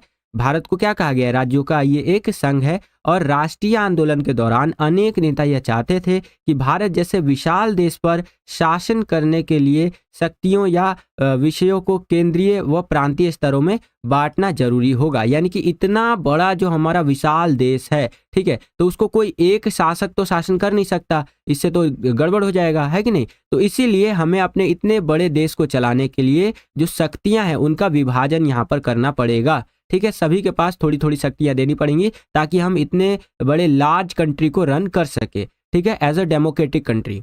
ओके बच्चों, तो ये 2 पॉइंट हो गए हमारे। आगे देखिए, थर्ड पॉइंट में ये कह रहा है कि भारतीय समाज में क्षेत्रीय व भाषाई विविधता है, अतः प्रत्येक क्षेत्र के लोगों को यहाँ पर स्वशासन का अवसर मिलना चाहिए। अगर भारतीय समाज में आप देखेंगे तो ऐसा बोला जाता है कि हर 100 कदम पे यहाँ पर भाषा बदल जाती है, समझ रहे हैं आप। ऐसा एक कहावत है, जनरल कहावत। तो इतनी ज़्यादा जब विविधताएं हैं हमारे देश में भाषाओं को लेकर के, ठीक है, तो ये एक बहुत ज़्यादा नेसेसरी चीज़ बन जाता है या इंपॉर्टेंट चीज़ कह सकते हैं बन जाता है कि प्रत्येक क्षेत्र के लोगों को स्वशासन का अवसर मिल सके, यानी कि वो खुद से अपने वहाँ पर लोकल लेवल पर शासन कर सके। ये बहुत ज़्यादा इंपॉर्टेंट है, ठीक है। और आगे देखिए बताया गया है, भारतीय संघवाद के अनुसार भारत में एक संघीय केंद्र सरकार, 28 राज्य व 8 केंद्र शासित प्रदेशों की सरकारें अपने अपने विषयों पर कार्य करती है। समझ रहे हैं आप? तो देखिए, भारतीय संघवाद के अनुसार अगर हम बात करें ना बच्चों, तो भारत के अंदर आप देखेंगे कि कितने हमारे राज्य है, तो 28 राज्य है और 8 केंद्र शासित प्रदेश है, ठीक है। तो इस हिसाब से यहाँ पर गवर्नमेंट चलाई जाती है। राज्यों के अंदर अलग गवर्नमेंट चलती है, केंद्र शासित प्रदेश जो होते हैं वहाँ पर अलग गवर्नमेंट चलती है। एक केंद्र का यहाँ पर सरकार होता है जो सेंटर में बैठे रहते हैं, ठीक है, जो कि हमारे आदरणीय नरेंद्र मोदी जी है, जो कि अभी यहाँ पर प्रधानमंत्री जी है और वो केंद्र सरकार में है। ओके, और हर राज्य का अपना राज्य सरकार अलग अलग होता है, जैसे बिहार का, दिल्ली का, ठीक है, बंगाल का, हरियाणा का, पंजाब का, हर राज्य का अपना सरकार जो है अलग अलग होता है। वहाँ पे अलग अलग पार्टियां जीतती है और सरकार चलाती हैं, ठीक है। आशा करता हूँ ये समझ में आ गया होगा। ये सभी अपने अपने विषयों पर कार्य करती हैं और भारतीय संविधान में सभी की शक्तियों का संतुष्ट बंटवारा दिया गया है, ठीक है, या स्पष्ट कहेंगे, संतुष्ट तो नहीं, स्पष्ट कहेंगे इसको, कि किस सरकार को कितना यहाँ पर पावर दिया जाएगा। ये जो कॉन्स्टिट्यूशन है ये पहले से ही आपको बता के रख रखा है कि हाँ भैया, ये आप यहाँ पर राज्य सरकार है, ठीक है जी, आपको इतनी शक्तियां दी जाएंगी। आप केंद्र सरकार है, ठीक है जी, आपको इतनी शक्तियां दी जाएंगी, ठीक है। तो ये पहले से ही स्पष्ट है हमारे संविधान के अंदर, भारतीय संविधान में, कि शक्तियों का यहाँ पर बंटवारा किस प्रकार से होगा, जो कि बहुत अच्छी बात है। ट्रांसपेरेंसी होना बहुत ज़्यादा जरूरी है और क्लियरिफिकेशन होना बहुत ज़्यादा जरूरी है कि किस सरकार के पास कितनी ताकत रहेगी।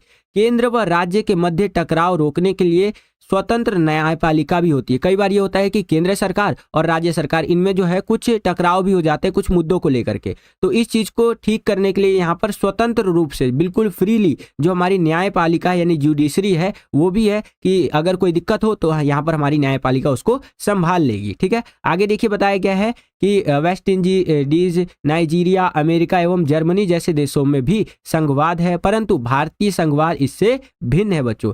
देखिए इन देशों में भी यहाँ पर संघवाद है, लेकिन हमारे यहाँ का जो संघवाद है बच्चों इनसे आप कह सकते हैं अलग है। तो इस प्रकार से आप भारतीय संघवाद के संदर्भ में ये सारी चीजें लिख सकते हैं। आई होप कि आपको समझ में आ गया होगा। सेम यही क्वेश्चन इंग्लिश मीडियम में इस तरह से रहेगा। यहाँ पर आप देख सकते हैं डिस्क्राइब फेडरलिज्म इन इंडिया। तो आर्टिकल फर्स्ट जो है हमारा of the constitution of India calls India union of states, and ये हमारा फर्स्ट आर्टिकल के अंदर बताया गया है। नेक्स्ट पॉइंट में था कि during the national movement many leaders wanted the that in order to rule a vast country like India, it would be necessary to divide powers or subjects into central and provisional level। ठीक है, तो इस तरह से करके आपका यहाँ पर दिया गया है। वीडियो को पॉज करके पूरा का पूरा आप रीड कर सकते हैं। जो हिंदी मीडियम में था सेम वही चीज़ इंग्लिश मीडियम में भी रहेगा आपका, ठीक है, बस यहाँ मीडियम चेंज हो गया है। क्लियर है बच्चों? चलिए अब इसी क्वेश्चन के अंदर आपको एक अथवा एक चॉइस दे दिया है कि अगर आपको ऊपर वाला क्वेश्चन नहीं आता है तो नीचे वाला जो क्वेश्चन है इसको आप अटेंड कर सकते हैं। इसके अथवा इसके चॉइस में देखिए क्या क्वेश्चन हमसे पूछा गया है कि भारतीय संविधान के संगठनात्मक लक्षण निम्नलिखित है। क्या क्या इसके संगठनात्मक लक्षण है वो हमें बताना है। यही क्वेश्चन इंग्लिश मीडियम में इस तरह से रहेगा कि federal features of Indian constitution वो कौन कौन से है। तो यहाँ पर ध्यान से समझिएगा। पहला, संविधान ही जो है वो सर्वोच्चता है, ठीक है, मतलब संविधान की हमें सर्वोच्चता देखने को मिलती है। कोई भी शक्ति संविधान से ऊपर नहीं है, सभी संविधान के दायरे में रह करके ही कार्य करते हैं। समझ रहे आप, यानी कि जो हमारे देश का संविधान है, कॉन्स्टिट्यूशन है, तो उससे ऊपर कोई भी शक्ति नहीं है। सभी जो है उस संविधान, जो हमारा आदरणीय संविधान है, उसी के दायरे में रह करके काम करते हैं। और संविधान क्या होता है, ये भी एक क्वेश्चन बनता है हमारा। तो संविधान एक लिखित दस्तावेज होता है जिसके अंदर किसी देश को चलाने के लिए नियम, कायदे, कानून वगैरह सारी चीजें लिखी हुई रहती हैं, ठीक है। और हमारे देश का भी जो संविधान है उसी संविधान के अनुसार हमारा देश चल रहा है, ठीक है। और सारी जो शक्तियां हैं वो संविधान के दायरे में रह करके ही काम करती हैं। अगला देखिए यहाँ पर भारतीय संविधान के संगठनात्मक लक्षण के अंदर आप लिखेंगे, यहाँ पर इंग्लिश मीडियम में था हमारा federal features of the Indian constitution. तो सेकंड हो जाएगा शक्तियों का विभाजन। ये क्या है जी, शक्तियों का विभाजन 3 सूचियों में किया गया है आपका, जिसमें आपका संघ सूची 97, राज्य सूची 67 व समवर्ती सूची 47 ये हमें देखने को मिलता है।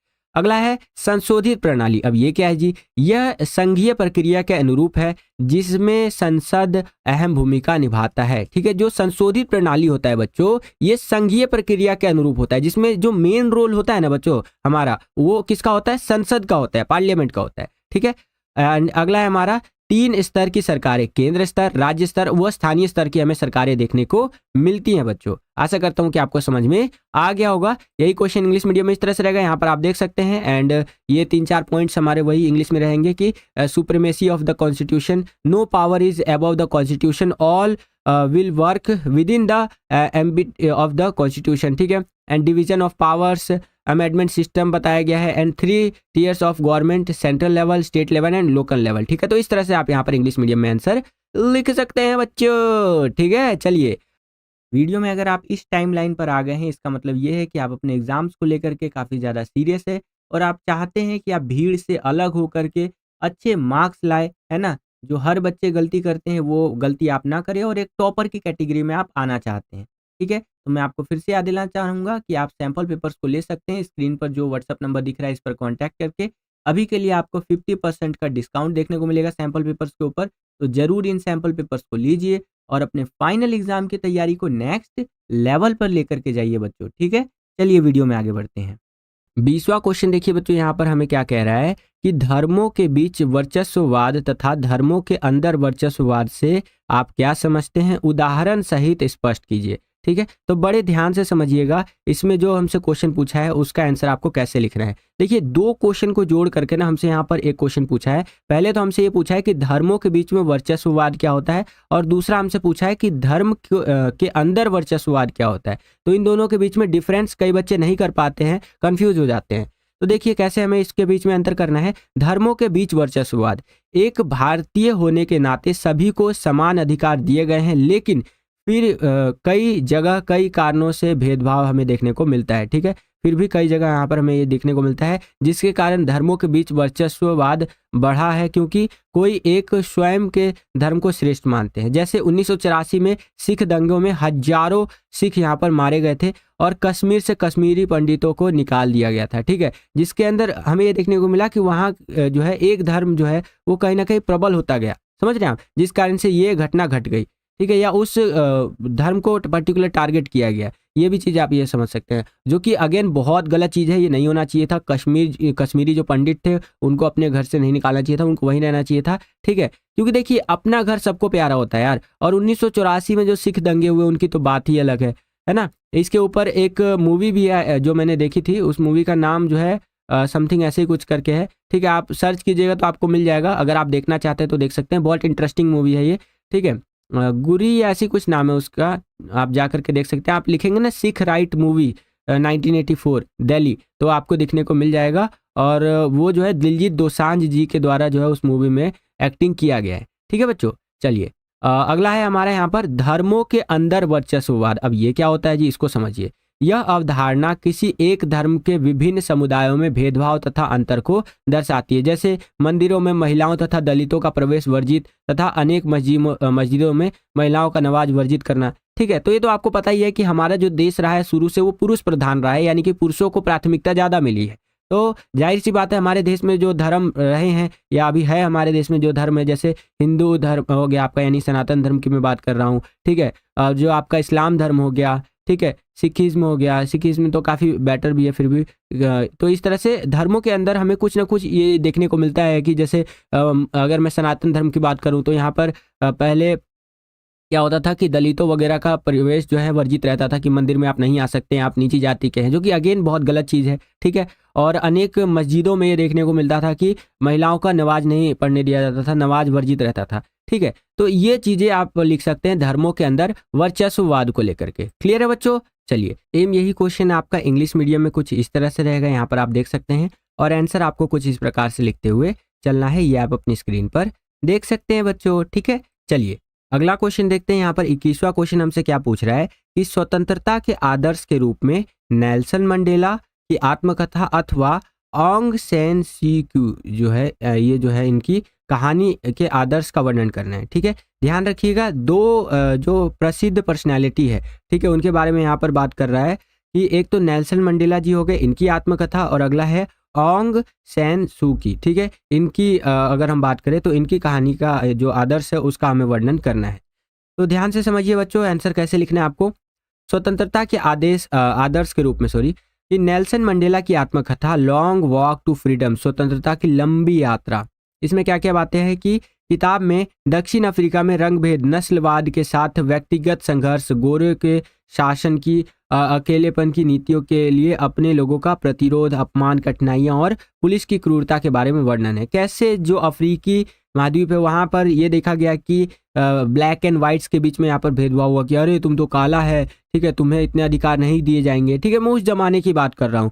और कैसे यहाँ पर जो संघर्ष हो रहा था व्यक्तिगत रूप से गोरों के शासन में, ठीक है, और ये अकेलेपन वगैरह, प्रतिरोध, अपमान, कठिनाई, और ये सारी चीज़ों को ये जो किताब है ये बहुत अच्छे तरह से दिखाता है। कौन सी किताब? नेल्सन मंडेला जी की आत्मकथा लॉन्ग वॉक टू फ्रीडम, यानी कि स्वतंत्रता की लंबी यात्रा। ठीक है, ये चीज़ है आपका। अगला इसमें विशेष बात की अगर हम वो और चल पड़े तो वो हो जाएगा हमारा संघर्ष हमें देखने को मिला काले और गोरे लोगों के साथ साथ श्वेत लोगों के लिए भी। ठीक है, अब देखिए यहाँ पर ऐसा नहीं था कि जो काले और गोरे लोग थे उन्हीं के बीच में संघर्ष, नहीं, जो श्वेत लोग थे ना बच्चों, ठीक है, जो थोड़े से मीडियम कैटेगरी में आते थे उनके बीच में भी यहाँ जो है हमें संघर्ष देखने को मिला।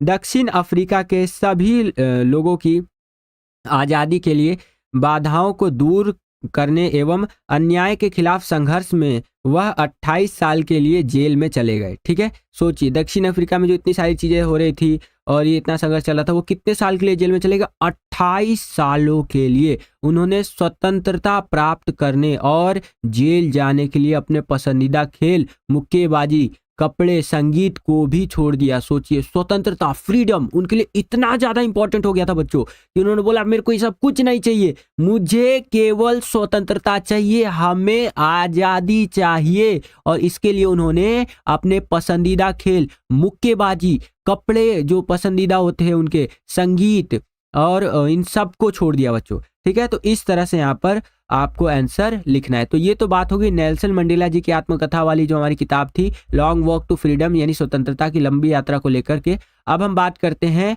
ऑन्ग सैन सूकी की जो पुस्तक है फ्रीडम फॉर फियर, भय से मुक्ति। ठीक है, इसके बारे में देखिए, वह म्यांमार में घर में जो है ये नजरबंद रखा गया एवं वह अपने बच्चों से अलग हो गई। ठीक है, कौन? ऑन्ग सैन सूकी की बात यहाँ पर हो रही है। एंड जब उनके पति कैंसर के कारण मर रहे थे तो उन्हें उनसे नहीं मिलने दिया गया था, क्योंकि सैनिक जो थे वो शासकों को डर था कि यदि वह अपने पति से मिलने इंग्लैंड गई तो वापस म्यांमार लाना उनको संभव नहीं होगा। समझ रहे? तो उनको नज़रबंद करके रखा गया था घर के अंदर। नज़रबंद मतलब कि आप घर में रहेंगे, ठीक है, घर ही आपका एक तरह से जेल टाइप का हो जाएगा और आपको घर से बाहर नहीं निकलने दिया जाएगा। उनके पति जब कैंसर से लड़ रहे थे इतनी जबरदस्त तरीके से, ठीक है, फाइट कर रहे थे कैंसर से, तो उनको नहीं जाने दिया गया। ठीक है, उनको लगा, मतलब सैनिक लोगों को, क्योंकि वहाँ पे उनका रूल था सैनिक वगैरह का, ठीक है, तो उनको लगा कि अगर वो जाएंगे इंग्लैंड तो वो वापस नहीं आएंगे, वो उनका वापस ला पाना संभव नहीं है, ठीक है। और वो कहती हैं कि मेरे लिए असली आज़ादी डर से स्वतंत्रता है, और जब तक कि आप डर से मुक्त नहीं रह सकते, आप एक प्रतिष्ठित मानव जीवन नहीं जी सकते। जब तक आप जो ये डर है ना आपके अंदर, उस पे स्वतंत्रता नहीं प्राप्त कर सकते, मतलब डर से आज़ादी आप नहीं प्राप्त कर सकते, तब तक आप एक जो प्रतिष्ठित मानव जीवन होता है उसे आप नहीं जी सकते। तो ये सारी बातें हमें देखने को मिलती हैं ऑंग सैन सू की पुस्तक फ्रीडम फॉर फियर के अंदर, ठीक है। तो ये हमने इस वाली पुस्तक के बारे में समझा, और ये लॉन्ग वॉक टू फ्रीडम था, इस वाली पुस्तक के अंदर जो बातें थी वो हमने समझा। किसके संदर्भ में? स्वतंत्रता के आदर्श के संदर्भ में, कि भैया ये जो आपका फ्रीडम होता है, ठीक है, तो इसके आइडियल्स क्या क्या होते हैं, कि क्या एक तरह से मान लीजिए क्या जरूरत है इन सब चीज़ों की, समझ रहे हैं आप? स्वतंत्रता क्यों इंपॉर्टेंट है, उसको कहीं ना कहीं ये हाईलाइट करता है। सेम यही क्वेश्चन इंग्लिश मीडियम में इस तरह से रहेगा कि डिस्क्राइब नेल्सन मंडेलास ऑटोबायोग्राफी और ऑंग सान सू की stories as the idol of freedom, ठीक है। तो इस तरह से आप लिख सकते हैं। यहाँ पर आप देख सकते हैं, वीडियो को पॉज करके आपको रीड करना है बच्चों, और आप कर सकते हैं और समझ भी सकते हैं बच्चों, ठीक है। चलिए आगे चलते हैं।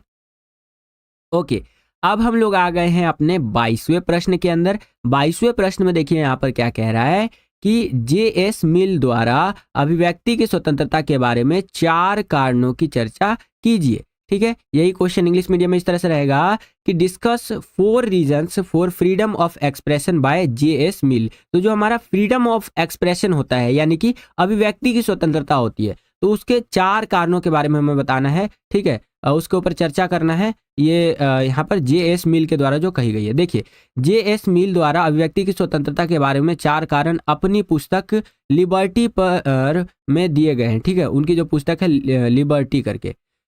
कोई विचार पूरी तरह गलत नहीं होता, जो हमें गलत है उसमें सच्चाई का तत्व होता है, ठीक है। तो कोई भी विचार, इनके अनुसार, जे.एस. मिल के अनुसार, कोई भी विचार होता है वो पूरी तरह से गलत नहीं होता है, जो हमें गलत है, ठीक है, उसमें सच्चाई का तत्व होता है। मतलब कहीं ना कहीं थोड़ा सच्चाई होता ही होता है। जो वास्तव में लगता है कि आपको गलत है, लेकिन पूरी तरह से तो कोई चीज़ गलत नहीं हो सकता ना। एक कहावत भी है कि भाई पूरी तरह से तो कोई भी गलत नहीं होता है ना। डेटॉल भी आपका यहाँ पर 99.999% कीटाणु ही मार पाता है, 1% कीटाणु तो कोई भी नहीं मार पाता है, ठीक है। तो ये चीज़ थोड़ा सा एग्जाम्पल के लिए मैंने आपको बता दिया, ठीक है। डेटॉल कंपनी बहुत अच्छी है, वैसे डेटॉल के जो भी प्रोडक्ट्स होते हैं बहुत अच्छे हैं। मैं भी डेटॉल उटोल लगा लेता हूँ, डॉक्टर वगैरह भी डेटॉल ही रिकमेंड करते हैं। खैर, सत्य स्वयं उत्पन्न नहीं होता, ठीक है। विरोधी विचारकों के द्वारा सत्य पैदा होता है। सत्य ऐसा नहीं है कि खुद ही से उत्पन्न हो जाएगा। जब विरोधी विचारक आपके सामने आएंगे, जो अपोजिशन वाले होते हैं, तब जाकर के सत्य यानी ट्रुथ यहाँ पर पैदा होता है, ठीक है। विचारों का यह संघर्ष केवल अतीत में ही जो है मूल्यवान नहीं था, बल्कि हर समय निरंतर महत्व रहा है इसका, ठीक है। और हम यह सुनिश्चित नहीं कर सकते कि हम जो सत्य मानते हैं वो वास्तव में सत्य है, या कई बार पूरा समाज इन बातों को गलत मानकर उन्हें दबा देते थे, बाद में वही सत्य पाए गए थे, ठीक है। तो ऐसा नहीं होता कि जो हम सत्य मानते हैं, जिन चीज़ों को ट्रुथ मानते हैं वही सही है, नहीं। वास्तव में कई बार क्या होता है कि पूरा समाज इन चीज़ों को गलत मानकर उन्हें दबा देता है, बाद में वही जो है वो सत्य पाया जाता है। जो चीज़ समाज को लगता है अरे ये तो गलत है, लेकिन बाद में वही सच्चा निकल करके आता है, ठीक है। एग्जाम्पल के लिए बताता हूँ कि मान लीजिए एक व्यक्ति है जिसने यहाँ पर चोरी नहीं की, लेकिन चोरी वाले स्थान पर वो खड़ा था, तो समाज क्या बोलेंगे, अरे यही चोर है, समझ रहे। अब पुलिस आएंगी, पुलिस इन्वेस्टिगेशन करेगी, और चोर हमारा कोई और निकलेगा कि ये चोर है, ठीक है। तो समाज ने तो इस व्यक्ति को बुरा बना दिया कि ये व्यक्ति खराब है, लेकिन बाद में तो ये व्यक्ति जो है इनोसेंट निकला ना, हालांकि बस वो वहां पर खड़ा था, ठीक है, वो गलती से वहां पहुंच गया था। तो यही चीज यहाँ पर इन लाइनों में आपको बोली जा रही है। क्लियर है बच्चों? सेम यही क्वेश्चन आपका इंग्लिश मीडियम में इस तरह से रहेगा, एंड आंसर आपको इस प्रकार से लिखते हुए चलना है। ये आप अपनी स्क्रीन पर देख सकते हैं बच्चों, ठीक है। और वीडियो अगर आपको पसंद आ रहा है तो वीडियो को लाइक करते चलिए। जितना ज़्यादा वीडियो को आप लाइक करेंगे उतना ज़्यादा हमारा मोटिवेशन बढ़ता है और वीडियोस को बनाने के लिए। तो वीडियो को लाइक जरूर कीजिएगा बच्चों, ठीक है।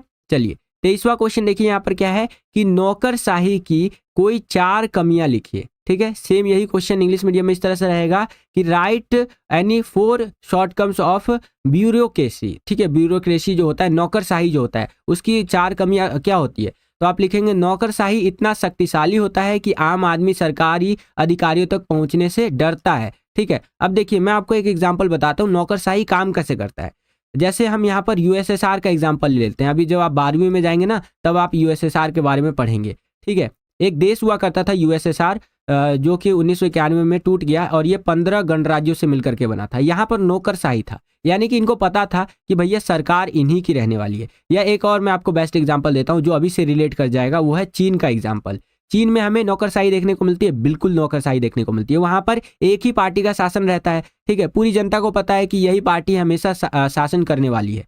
तो उस पार्टी के अंदर जो भी सरकारी नौकर होंगे, गवर्नमेंट एम्प्लॉयज होंगे, वो सब क्या होंगे, नौकरशाही हो जाएंगे, यानी कि ब्यूरोक्रेसी वाले हो जाएंगे। कोई भी एक आम आदमी जिसको यहाँ पर कोई प्रॉब्लम होता है, तो वो आम आदमी नहीं जा सकता सरकारी उसके पास। ठीक है, जाएगा तो वो उसकी मर्जी रहेगी कि हाँ भाई उस आम आदमी का काम कर दिया उस गवर्नमेंट एम्प्लॉय ने, मन किया तो नहीं किया। क्यों? क्योंकि नौकरशाही है भैया, है ना, जवाबदेही है ही नहीं जनता को। अगर करूंगा तो भी मेरी सरकार आनी है। वहां का नेता भी यही सोचता होगा चीन का कि भैया करूंगा तो भी मेरी सरकार आनी है, काम नहीं करूंगा तो भी मेरी सरकार आनी है, तो काम क्यों करूं, मन किया तो करा, नहीं किया तो नहीं किया। समझ में आ रहा है आपको? चलिए, तो ये नौकरशाही की कमियां हैं जो मैं आपको बता रहा हूँ। यही चीज यहाँ पर आप लिखा हुआ देख सकते हैं कि नौकरशाही इतनी शक्तिशाली होती है कि आम आदमी सरकारी अधिकारियों तक पहुंचने में डरता है। ठीक है, यह लोगों का आम अनुभव है कि नौकरशाही सामान्य नागरिकों की मांगों और जो आशाएं हैं उनके प्रति संवेदनशील नहीं होता है। अगर कहीं पर नौकरशाही आ चुका है, इस तरह से ब्यूरोक्रेसी आ चुका है,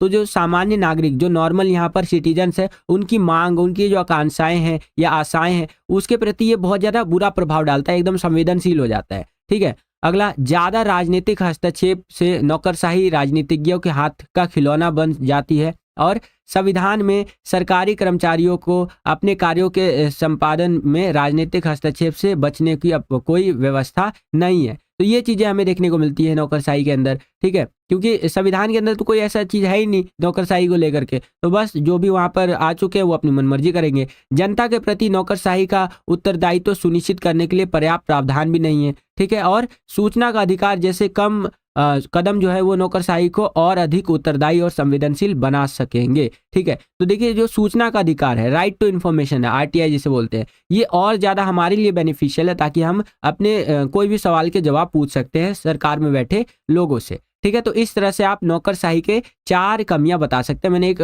वो भी बता दिया सजेशन की क्या यहाँ पर बेस्ट रहता है। ठीक है बच्चों, सेम यही क्वेश्चन इंग्लिश मीडियम में इस तरह से रहेगा कि जो शॉर्ट कम है, मतलब शॉर्ट कम्स है ब्यूरोक्रेसी के, वो आपको बताना है। तो इस तरह से आंसर यहाँ पर देख सकते हैं, आपको लिखना है बच्चों। क्लियर है?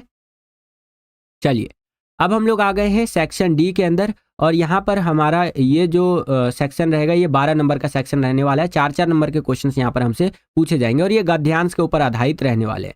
तो यहाँ पर 24वां क्वेश्चन देखिए क्या है कि नीचे दिए गए गद्यांश को पढ़िए और पूछे गए प्रश्नों के उत्तर दीजिए। तो यहाँ पर हमें गद्यांश दे दिया है, इसको बड़े ध्यान से समझ लेते हैं कि विधेयकों पर विचार विमर्श अधिकांशतः संसदीय समिति में होता है। ठीक है, तो ये हमारा गद्यांश दे रखा है कि जो विधेयक होते हैं उस पर जो विचार विमर्श होता है वो संसदीय समिति में होता है। ठीक है, और समिति की सिफारिशों को सदन में भेज दिया जाता है। इन समितियों में सभी संसदीय दलों का प्रतिनिधित्व प्राप्त होता है। तो इस तरह से करके आपका गद्यांश यहाँ पर आप देख सकते हैं। इसके आधार पर पहला क्वेश्चन देखिए हमसे क्या पूछ रहा है कि लघु विधायिका को कहा जाता है। तो लघु विधायिका जो होती है बच्चों, इसे कहा जाता है संसदीय समिति। क्या कहा जाता है बच्चों? संसदीय समिति। नेक्स्ट क्वेश्चन, विधेयक संसदीय समिति के समक्ष जाता है। किसके समक्ष? तो दूसरे चरण में ये विधेयक जो है वो संसदीय समिति के समक्ष जाता है, सेकंड स्टेप में। नेक्स्ट क्वेश्चन, तीसरे चरण यानी थर्ड स्टेप में विधेयक पर होता है, क्या होता है? तो इस पर मतदान होता है, वोटिंग होता है कि भैया ये होना चाहिए, ये नहीं होना चाहिए। नेक्स्ट, संसदीय समिति में सदस्य होते हैं। तो संसदीय समिति में बच्चों लोकसभा व राज्यसभा के सदस्य होते हैं। क्लियर है बच्चों? चलिए, सेम यही क्वेश्चन इंग्लिश मीडियम में इस तरह से रहेगा। यहाँ पर आप देख सकते हैं कि bills are mostly discuss in parliament committees, the recommendations of the committee are sent to the house, all parliamentary parties are represented in these committees. तो इस तरह से करके आपका यहाँ पर ये दिया गया है। इसी के बेसिस पर हमारा क्वेश्चन था कि द स्मॉल जो कि लिग्वेस्चर इज कॉल्ड, तो आपका पार्लियामेंट्री कमिटी कहते हैं इसको हम लोग। Next, the bill goes before parliamentary committee, तो ये इन सेकेंड फेज, ठीक है, यानी दूसरे चरण में जाता है। ये सारे आप बाकी क्वेश्चन आंसर्स यहाँ पर देख सकते हैं बच्चों। ठीक है, चलिए अगला क्वेश्चन देखिए, ये हमारा कार्टून के ऊपर आधारित रहने वाला है और इस क्वेश्चन को देखिए बहुत ज़्यादा इंटरेस्टिंग क्वेश्चन है। यहाँ पर अगर आप कार्टून देखेंगे तो यहाँ पर ये लड़की है इस तरह से और ये लड़का है, ठीक है। दोनों के बीच में कुछ कुछ संवाद हो रहा है, कुछ बातचीत हो रही है। क्या क्या बातें चल रही हैं? ये लड़का इस तरह से यहाँ पर इधर से एरो आ रहा है और बोला जा रहा है कि फ्रांसीसी सरकार ने शैक्षणिक संस्थाओं में पगड़ी जैसे धार्मिक प्रतीक धारण करने पर रोक लगा दी थी। क्या तुम्हें उस निर्णय के बारे में हुए गर्मा गर्मी बहस याद है? ठीक है, कि जो भैया फ्रांसीसी सरकार थी ना, उसने जो भी एजुकेशनल इंस्टीट्यूट थे, शैक्षणिक संस्थान थे, जैसे स्कूल कॉलेज, ये सब यहाँ पर ना धार्मिक जो प्रतीक होते हैं जैसे पगड़ी वगैरह हो गए, तो इन सबको ये लाने से मना कर दिया था। तो क्या तुम्हें उस टाइम पे जो बहस वगैरह हुई थी इससे रिलेटेड वो तुम्हें पता है? तो यहाँ लड़की कहती है कि हाँ मुझे याद है। यह आश्चर्यजनक है कि फ्रांस और भारत दोनों ही धर्मनिरपेक्ष राज्य है, लेकिन भारत में सार्वजनिक संस्थानों में इस तरह के धार्मिक प्रतीक धारण करने या दिखाने पर कोई रोक टोक नहीं है, बिल्कुल, और होना भी नहीं चाहिए। अगर एक सिख व्यक्ति है, ठीक है, जिनको देखिए सिख समुदाय जो है हमारे देश में बहुत ज़्यादा रिस्पेक्टफुल कम्युनिटी के अंदर आता है। अगर आपको कोई पंजाबी व्यक्ति दिखते हैं तो आप उनको क्या बोलते हैं? पाज जी, ओ पाज जी। तो ये जो वर्ड है पाज जी, उसमें भी हम यहाँ पर क्या लगा रहे हैं? जी लगा रहे हैं, ठीक है। और उनको रिस्पेक्ट से देखना भी चाहिए। क्यों? क्योंकि जो सिख समुदाय है उन्होंने बहुत बलिदान दिया है हमारे देश के लिए। उनको हाथ जोड़ करके मेरा नमन है, बहुत ज़्यादा बलिदान दिया है हमारे देश के आज़ादी के लिए। और भी हमारे देश में जो बड़े बड़े बिजनेसमैन है वो सिख समुदाय से ही कहीं ना कहीं बिलोंग करते हैं, समझ रहे हैं आप? तो ये चीज़ें, तो वही चीज यहाँ बोल रहा है कि हम भी धर्मनिरपेक्ष है और फ्रांस भी धर्मनिरपेक्ष है, ठीक है, कि कोई भी धर्म जो है देश में सर्वोपरि नहीं हो सकता।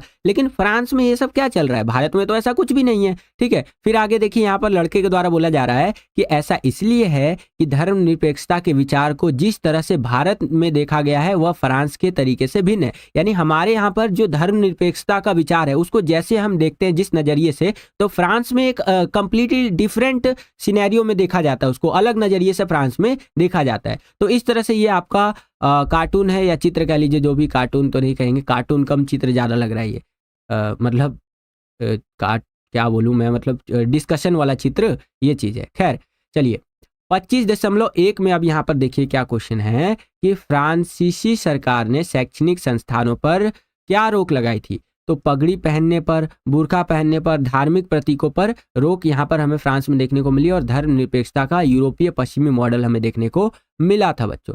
नेक्स्ट, क्या एक धर्मनिरपेक्ष राज्य है? ठीक है, तो फ्रांस जो है निरपेक्षता का यूरोपीय पश्चिमी मॉडल है, ठीक है। तो फ्रांस एक धर्मनिरपेक्ष राज्य है और इसका वेस्टर्न मॉडल है कि भैया वहां पर कैसे देखा जाता है धर्मनिरपेक्षता को।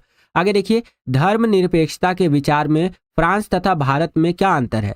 तो देखिए, फ्रांस धर्म के प्रतीकों पर रोक लगाता है और भारत नहीं लगाता है। वहीं भारत में अपने धर्म का प्रचार प्रसार कर सकते हैं हम, परंतु फ्रांस में नहीं कर सकते अपने धर्म का प्रचार प्रसार। तो ये डिफरेंट है, ठीक है, या डिफरेंस कह लीजिए दोनों देशों के अंदर हमें देखने को मिलता है। अगला, धर्मनिरपेक्षता किसे कहते हैं? तो ध्यान से समझिएगा, सभी नागरिकों को बिना किसी भेदभाव के सभी धर्मों को अपना धर्म मानने व प्रचार प्रसार करने की स्वतंत्रता होना, अर्थात जब राज्य धर्म को लेकर कोई भेदभाव ना करे, यही धर्मनिरपेक्षता होता है कि भैया सारे धर्म समान है, कोई भी धर्म ना तो ऊपर है ना नीचे, सारे इक्वल है, ठीक है बच्चों। तो इस तरह से यहाँ पर आप आंसर लिख सकते हैं। आशा करता हूँ आपको समझ में आया होगा। सेम यही आपका जो कार्टून या जो भी कह लीजिए वो इंग्लिश मीडियम में इस तरह से रहेगा एंड इसके बेसिस पर आप देख सकते हैं क्वेश्चन इस प्रकार से पूछे गए हैं और आंसर आपको इस प्रकार से लिखते हुए चलना है बच्चों, ठीक है।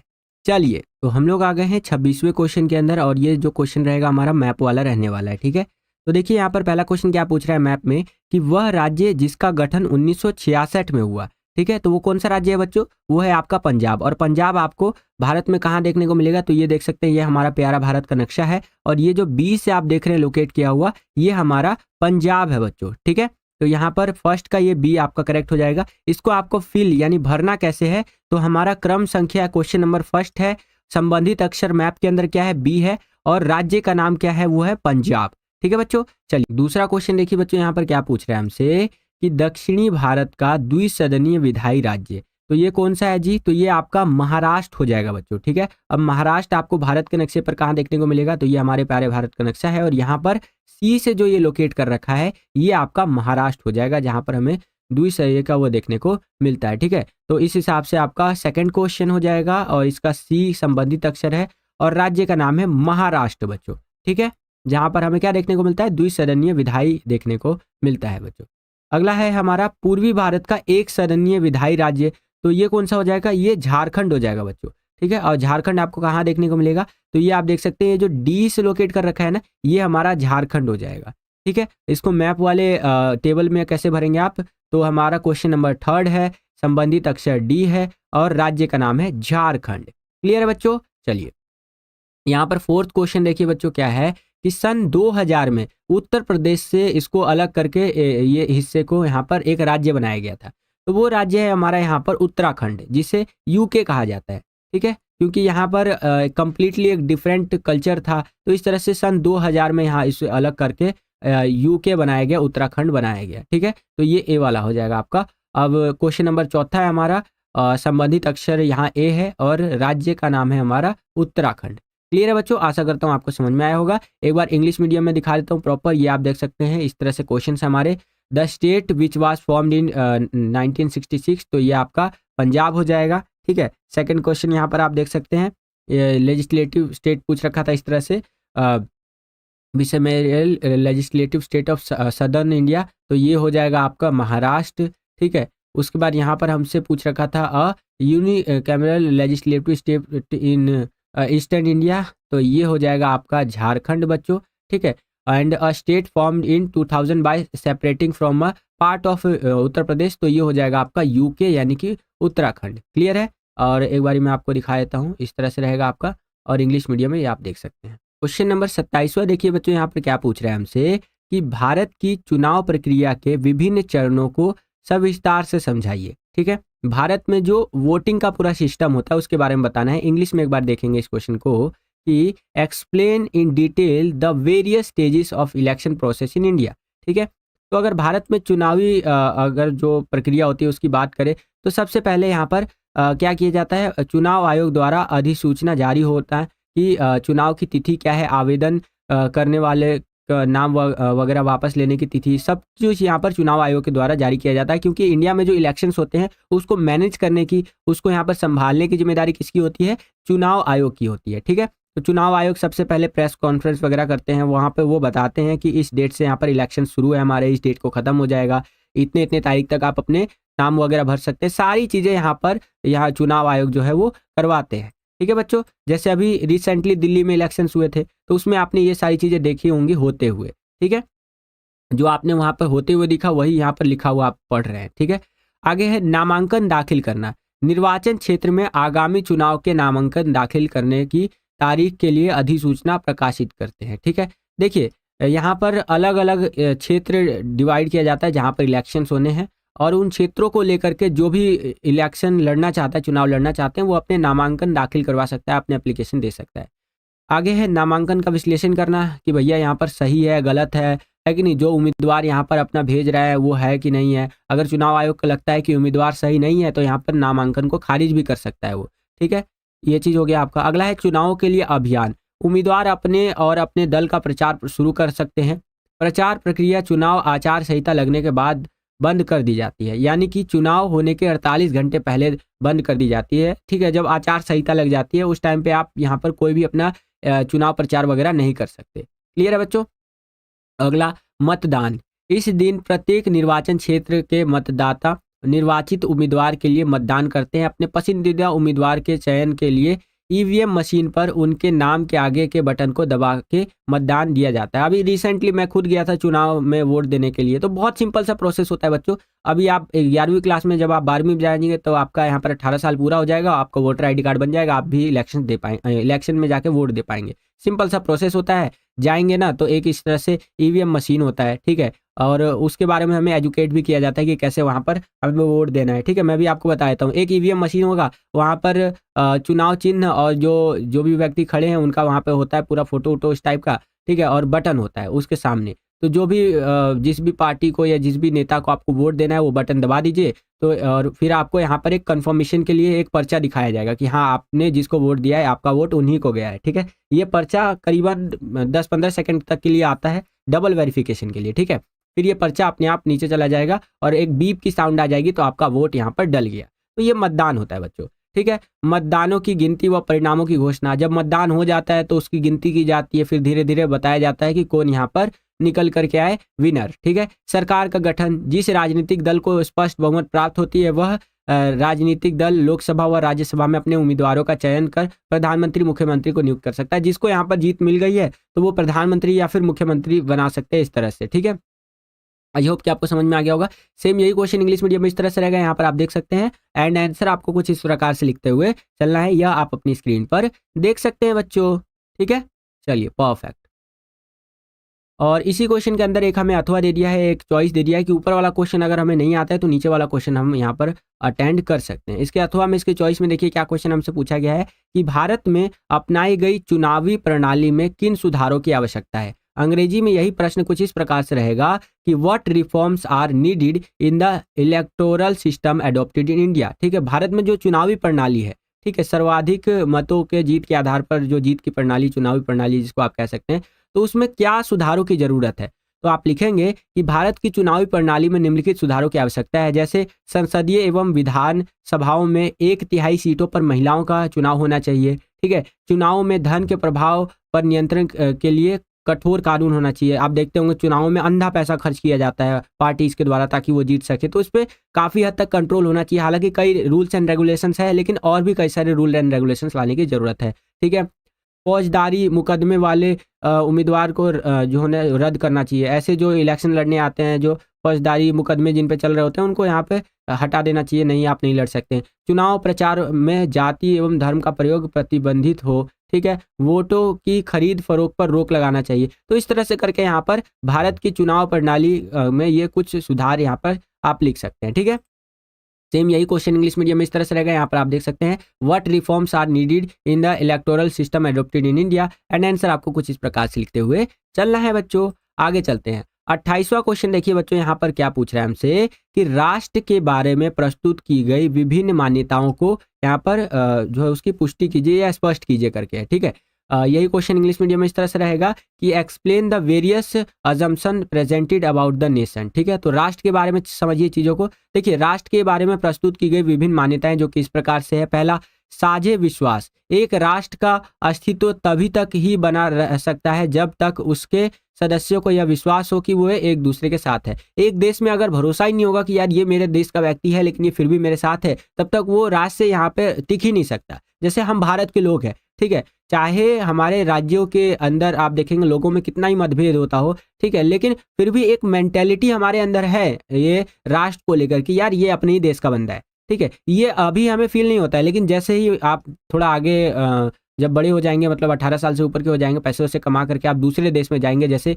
यूएसए यानी अमेरिका वगैरह जैसे देशों में, तो वहां पर जब आपको भारतीय व्यक्ति मिलेंगे ना, बेशक वो केरल राज्य से हो, ठीक है, उनको हिंदी आती भी ना हो, तो आप पूछेंगे ना उनसे कि आप इंडिया इंडिया, तो बोलेंगे हाँ इंडिया। हिंदी, तो बोलेंगे नहीं हिंदी, हिंदी नहीं आती हमको, लेकिन कोई बात नहीं, इंग्लिश आती है, हाँ इंग्लिश आती है, तो हम इंग्लिश में आपसे कम्युनिकेट करेंगे और फिर भी आपको ना एक अपनापन सा महसूस होगा कि यार ये इंडिया का बंदा है। ठीक है, और वो जो केरल के व्यक्ति होंगे अगर उनको हिंदी नहीं भी आती होगी ना, हालांकि बहुत सारे केरल के लोगों को हिंदी आती है, ऐसा नहीं है कि उनको हिंदी नहीं आती, बहुत तादाद में लोगों को हिंदी आती है। ठीक है, अगर उनको हिंदी नहीं भी आती होगी तो फिर भी वो आपसे हिंदी में बात करने का प्रयास करेंगे और उनको भी एक अपना सा महसूस होगा। समझ रहे हैं? तो एक राष्ट्र का अस्तित्व तभी तक रह सकता है जब एक दूसरे के ऊपर हमें विश्वास हो। ठीक है, अगला, इतिहास, व्यक्ति अपने आप को एक राष्ट्र मानते हैं, उनके अंदर स्थायी पहचान की भावना होती है। देश के स्थायी पहचान का ढांचा पेश करने हेतु वे जो सो की किंवदंतियों, स्मृतियों तथा ऐतिहासिक इमारतों तथा अभिलेखों की रचना के लिए जरिए स्वयं राष्ट्र के इतिहास के बोध की रचना करते हैं। तो इस तरह से आप लिख सकते हैं। कुछ और बेसिक चीजें यहाँ पर बताई गई है, वीडियो को पॉज करके आप यहाँ पर रीड कर सकते हैं बच्चों। ठीक है, चलिए, सेम यही क्वेश्चन इंग्लिश मीडियम में इस तरह से रहेगा एंड आंसर आपको इस प्रकार से लिखते हुए चलना है।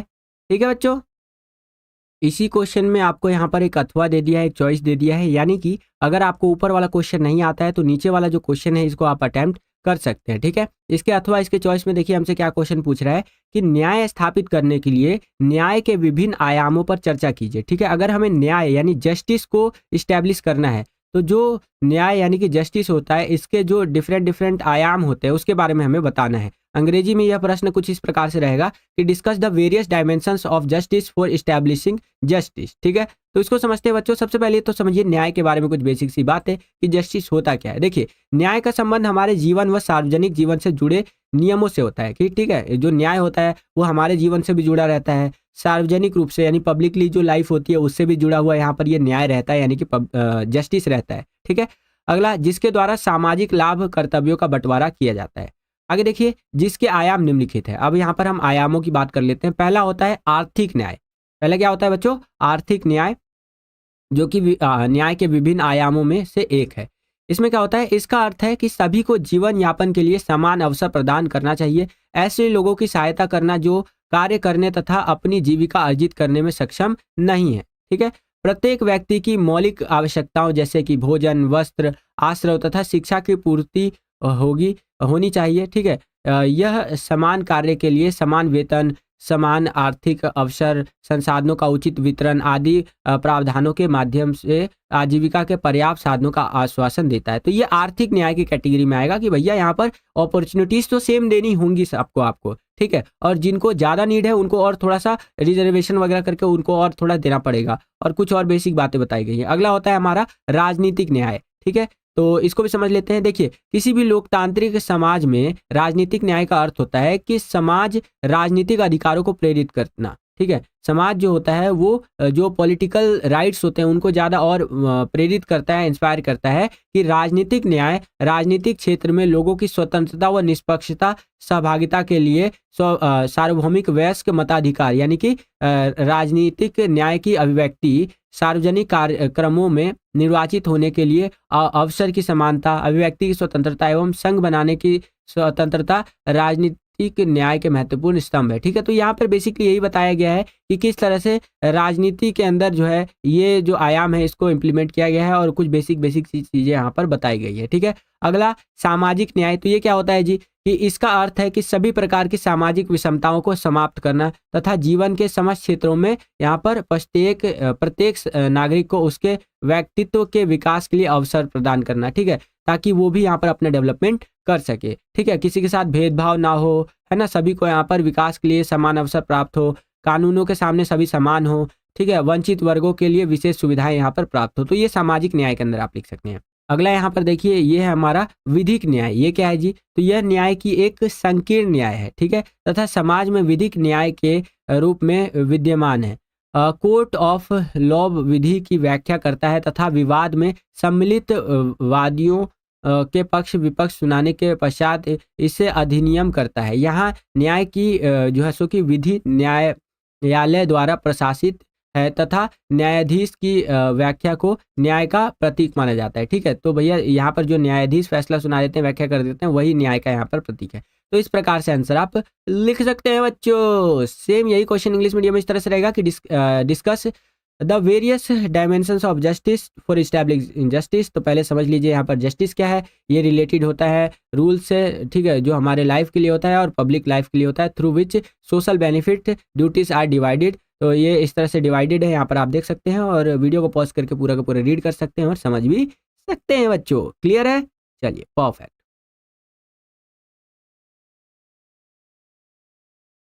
अब आगे चलते हैं। हम लोग आ गए हैं 29वें क्वेश्चन के अंदर। 29वां क्वेश्चन देखिए क्या है कि भारतीय संविधान उधार लिए गए सिद्धांतों को यहाँ पर जो कि टोकरा है, इसको समझाइए। जिसे हम ऐसे भी कहते हैं भारतीय संविधान जो है ना वो भीख में लिया गया संविधान है। ठीक है, तो ये काइंड ऑफ उसी टाइप का क्वेश्चन है कि भारतीय संविधान उधार का संविधान के उठाए गए सिद्धांत को टोकरा है, इसको समझाना है। देखिए, भारतीय संविधान का लगभग 75% अंश भारत शासन अधिनियम 1935 से लिया गया। सोचिए 75% हम लोग उस टाइम से ही ले लिए, 1935 का जो है, जिसके अंदर British, American, Ireland, Canada, France, इन सब के संविधान से हमने कुछ कुछ चीजें ली है। अब जब हमारा देश आजाद हुआ ना बच्चों, तो हमारे पास दो ऑप्शन थे। पहला कि हम एक कंप्लीटली स्क्रैप से बिल्ड करके एक नया संविधान, एक कॉन्स्टिट्यूशन बनाए अपने लिए। दूसरा, एक हमारे पास एक बहुत तगड़ा ऑप्शन था, वो ये था कि अन्य देशों ने तो उस टाइम तक संविधान अपने कॉन्स्टिट्यूशन बना लिए थे, चाहे ब्रिटिशर्स जो हमें छोड़ के गए थे उनका भी संविधान था, अमेरिकन के पास अपना संविधान था, सबके पास। तो हमने क्या किया, दूसरा वाला ऑप्शन अपनाया जिसमें कि सभी देशों के संविधान से जो ऐसी बातें थी जो हमारे देश के लिए फिट बैठती थी, वो चीज़ें हमने उठा ली और थोड़ा हमें अपना दिमाग लगाया और हमने हमने अपना संविधान बना लिया, ठीक है। और ज़ाहिर-सी बात है संविधान को बनाने के लिए बहुत टाइम दिया गया, बहुत ज़्यादा लोगों ने अपनी यहाँ पर अहम भूमिका निभाई, तब जाकर के हमारा आदरणीय संविधान बना है। तो अब देखिए यहाँ पर जो आपका ब्रिटिश संविधान है, वहाँ से सर्वाधिक मत के आधार पर चुनाव में जीत का फैसला, ये वाला चीज़ वहाँ से लिया गया है। और देखिए हमारे संविधान को यहाँ पर ऐसा भी संविधान कहा जाता है, जैसे कि क्वेश्चन के अंदर भी कहा गया है, उधार वाला संविधान, ठीक है, या उधार के सिद्धांतों वाला टोकरा वाला संविधान भी कहा जाता है, ठीक है, क्योंकि हमने सबसे कुछ ना कुछ लिया है, ठीक है। और ये ब्रिटिश संविधान से हमने ये लिया है, और क्या लिया है कि कानून निर्माण की विधि कैसे होगी, सरकार का संसदीय स्वरूप कैसा होगा, कानून के शासन का विचार कैसा होगा, तथा विधायिका में अध्यक्ष का पद और उनकी भूमिका क्या होगी, ये सारा चीज़ हमने ब्रिटिश संविधान से लिया है। अमेरिकन संविधान से क्या लिया है, मौलिक अधिकारों की सूची, न्यायिक पुनरावलोकन की शक्ति और न्यायपालिका की स्वतंत्रता। आयरलैंड के संविधान से क्या लिया है, राज्य के नीति निर्देशक तत्व। कनाडा के संविधान से क्या लिया है, एक अर्ध संघात्मक सरकार का स्वरूप, सशक्त केंद्र सरकार वाली संघात्मक व्यवस्था हो। और फ्रांस के संविधान से हमने स्वतंत्रता, समानता और बंधुत्व का सिद्धांत लिया है, ठीक है बच्चों। सेम यही क्वेश्चन इंग्लिश मीडियम में इस तरह से रहेगा। यहाँ पर आप देख सकते हैं कि the Indian constitution is a create of borrowed principles explain. तो इस तरह से आंसर आपको लिखते हुए चलना है बच्चों, ठीक है। चलिए परफेक्ट। इसी क्वेश्चन में हमें एक अथवा दे दिया है, चॉइस दे दिया है कि ऊपर वाला क्वेश्चन अगर अभी हमें नहीं आता है तो ये वाला क्वेश्चन हम यहाँ पर कर सकते हैं। यहाँ पर क्वेश्चन क्या है कि विधायिका द्वारा कार्यपालिका पर नियंत्रण, ये कैसे किया जाता है वो बताइए। तो देखिए कानूनों की स्वीकृति या अस्वीकृति के द्वारा, ठीक है, वित्तीय नियंत्रण के द्वारा किया जाता है, बहस तथा वाद विवाद के द्वारा किया जाता है, और संसदीय प्रश्नकाल होता है और शून्यकाल होता है, इसके द्वारा यहाँ पर ये पूरा चीज किया जाता है। बाकी आप यहाँ पर देख सकते हैं एक और पॉइंट है हमारा कि अविश्वास प्रस्ताव या निंदा प्रस्ताव जो सशक्त हथियार होता है, इसके द्वारा भी किया जाता है। जब सरकार की संपूर्ण या थोड़ी नीति दोषपूर्ण होती है तो असंतुष्टता संसद का बड़ा हथियार अविश्वसनीय या अविश्वास प्रस्ताव होता है, लेकिन ये तभी संभव है जब संसद को दल तथा सहयोगी दल का पूर्ण बहुमत प्राप्त हो एवं वह कार्यपालिका के उत्तरदायित्व को सुनिश्चित कर सकती है। तो इस तरह से आपको लिखना है। और बाकी सेम यही क्वेश्चन इंग्लिश मीडियम में इस तरह से रहेगा कि control over executive by legislature. तो आपका इस तरह से आंसर आपको लिखते हुए चलना है कि किस तरह से कंट्रोल रहता है, ठीक है बच्चों। चलिए परफेक्ट। अब हम लोग आ गए हैं 30वें क्वेश्चन के अंदर, और यहाँ पर 30वां क्वेश्चन देखिए बच्चों क्या है कि भारत के धर्मनिरपेक्ष राज्य है, मतलब भारत जो है एक धर्मनिरपेक्ष राज्य है, इसकी कोई 6 विशेषताएं लिखिए। सेम यही क्वेश्चन इंग्लिश मीडियम में इस तरह से रहेगा कि right any 6 characteristics of India being a secular state. तो हमारा जो स्टेट है, स्टेट मतलब यहाँ पर देश की बात हो रही है, कंट्री की बात हो रही है, हमारा जो देश है वो धर्मनिरपेक्ष है। तो इसके बारे में समझिए, इसकी विशेषताओं के बारे में। वह राज्य जहां सरकार की तरफ से किसी भी धर्म को आधिकारिक कानूनी मान्यता न दी गई हो, ठीक है। यहाँ पर हमारे सरकार की तरफ से किसी भी धर्म को यहाँ पर एकदम वो नहीं दिया गया कि हाँ ये वैलिड है ऐसा करके, नहीं, सभी धर्म समान है, ठीक है, आप किसी भी धर्म को मान सकते हैं। सर्वधर्म जो सो कि संभाव की अवधारणा को महत्व दिया गया कि सभी धर्म यहाँ पर समान है, ठीक है। धार्मिक समूह के वर्चस्व को रोकना तथा विवाद सुलझाने की बातें यहाँ पर की गई है, इन चीजों को, ठीक है। किसी भी प्रकार के धार्मिक गठजोड़ से परहेज करना, ठीक है, और भी कुछ बेसिक बातें यहाँ पर बताई गई है बच्चों, ठीक है। सेम यही क्वेश्चन इंग्लिश मीडियम में इस तरह से रहेगा और आंसर आपको इस प्रकार से लिखते हुए चलना है बच्चों, क्लियर है। चलिए इसी क्वेश्चन में आपको एक अथवा दे दिया, एक चॉइस दे दिया है कि ऊपर वाला क्वेश्चन अगर आपको नहीं आता है तो नीचे वाला जो क्वेश्चन है इसको आप अटेंड कर सकते हैं। इसके अथवा इसके चॉइस में देखिए क्या क्वेश्चन पूछा गया हमसे कि समानता को बढ़ावा देने के तरीकों का विस्तार से वर्णन कीजिए, ठीक है। इंग्लिश में ये रहेगा हमारा इस तरह से कि describe in detail the way to promote equality. तो इक्वालिटी को कैसे यहाँ पर प्रमोट किया जा सकता है, बढ़ावा दिया जा सकता है। तो समानता को बढ़ावा देने वाले उपाय जो कि निम्नलिखित है। पहला, विभेदक जो बर्ताव होता है इसके द्वारा समानता, समानता के सिद्धांत को यथार्थ में बदलने के लिए औपचारिक समानता या कानून के समक्ष समानता आवश्यक है, ठीक है, लेकिन ये पर्याप्त नहीं है, तो इसको और थोड़ा सुधारने की जरूरत है। कुछ कुछ चीजें और लिख सकते हैं आप अपने हिसाब से। अगला है औपचारिक समानता की स्थापना हमें करनी होगी। इसका अर्थ होता है समाज में किसी व्यक्ति या वर्ग से जाति, रंग, क्षेत्र, धर्म और आर्थिक स्तर पर भेदभाव नहीं मतलब किया जाए, इसकी मनाही हो और सबको समान अवसर यहाँ पर प्राप्त हो, ठीक है। बाकी आप यहाँ पर देख सकते हैं बच्चों, कुछ और चीजें बताई गई हैं यहाँ पर आपको, जैसे असमानता और विशेष अधिकारों की औपचारिक व्यवस्था को समाप्त करना चाहिए। भारत में समान अवसरों के लिए एक विशेष समस्या सुविधाओं की कमी की वजह से नहीं आती है, ठीक है, बल्कि कुछ सामाजिक रीति रिवाजों के कारण हमें यहाँ पर ये प्रॉब्लम देखने को मिलती है, समान अवसरों की समानता, ठीक है। उदाहरण के लिए औरतों को उत्तराधिकार एवं शिक्षा का अधिकार नहीं मिला, गरीबों को मताधिकार नहीं मिला है, लेकिन भारत ने इसे प्रावधान किए हैं, इसके लिए प्रावधान किए हुए हैं। और भारतीय संविधान ने जाति, नस्ल, धन या लिंग के भेदभाव के विपरीत सभी नागरिकों को कानून के लिए एक समान बर्ताव सिद्धांत के रूप में यहाँ पर समाहित किया है बच्चों। आई होप कि आपको समझ में आया होगा। सेम यही क्वेश्चन इंग्लिश मीडियम में आपका कुछ इस तरह से रहेगा एंड आंसर आपको इस प्रकार से लिखते हुए चलना है बच्चों। क्लियर है? चलिए, तो बस बच्चों यही था आज का ये वीडियो। आशा करता हूँ आपको ये वीडियो पसंद आया होगा और बहुत मेहनत लगा है बच्चों इस वीडियो को बनाने के लिए, तो एक लाइक तो बनता ही है इस वीडियो पर।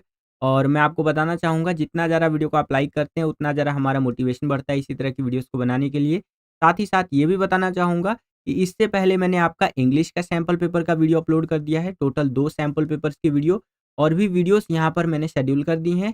तो आने वाले 2 से 3 दिनों के अंदर बहुत सारे सैंपल पेपर और इंपॉर्टेंट क्वेश्चन की वीडियो आपको मिलने वाली है। चैनल पर जाकर के आप चेक कर सकते हैं, अलग से मैंने प्लेलिस्ट भी बना दी है। ठीक है? इस वीडियो के लिए इतना ही। वीडियो अगर आपको बहुत ज़्यादा पसंद आ गया तो अपने सभी दोस्तों में शेयर कर दीजिएगा। चैनल को अभी तक आपने सब्सक्राइब नहीं किया है तो लाल कलर का बटन दबा करके चैनल को सब्सक्राइब कर लीजिएगा। इसी तरह की वीडियोस हम आपके लिए लेकर के आते रहते हैं। जैसे ही आप चैनल को सब्सक्राइब करेंगे बगल में आपको बेल का, घंटी घंटा कुछ भी कह सकते हैं, उसका आइकन देखने को मिलेगा। उसको प्रेस करके ऑल पे क्लिक कर दीजिएगा, जिससे कि जो भी हमने वीडियो अपलोड करे उसका नोटिफिकेशन सबसे पहले आपके फ़ोन पर आ जाया करे और आपकी जो तैयारी है एग्जाम्स के लिए वो और भी बेहतर से बेहतर तरीके से हो सके। इस वीडियो के लिए इतना ही। मिलता हूँ आपसे अगली और एक्साइटिंग वीडियो में। तब तक के लिए खुश रहिए, खुश रखिए सभी को। जय हिंद, वंदे मातरम।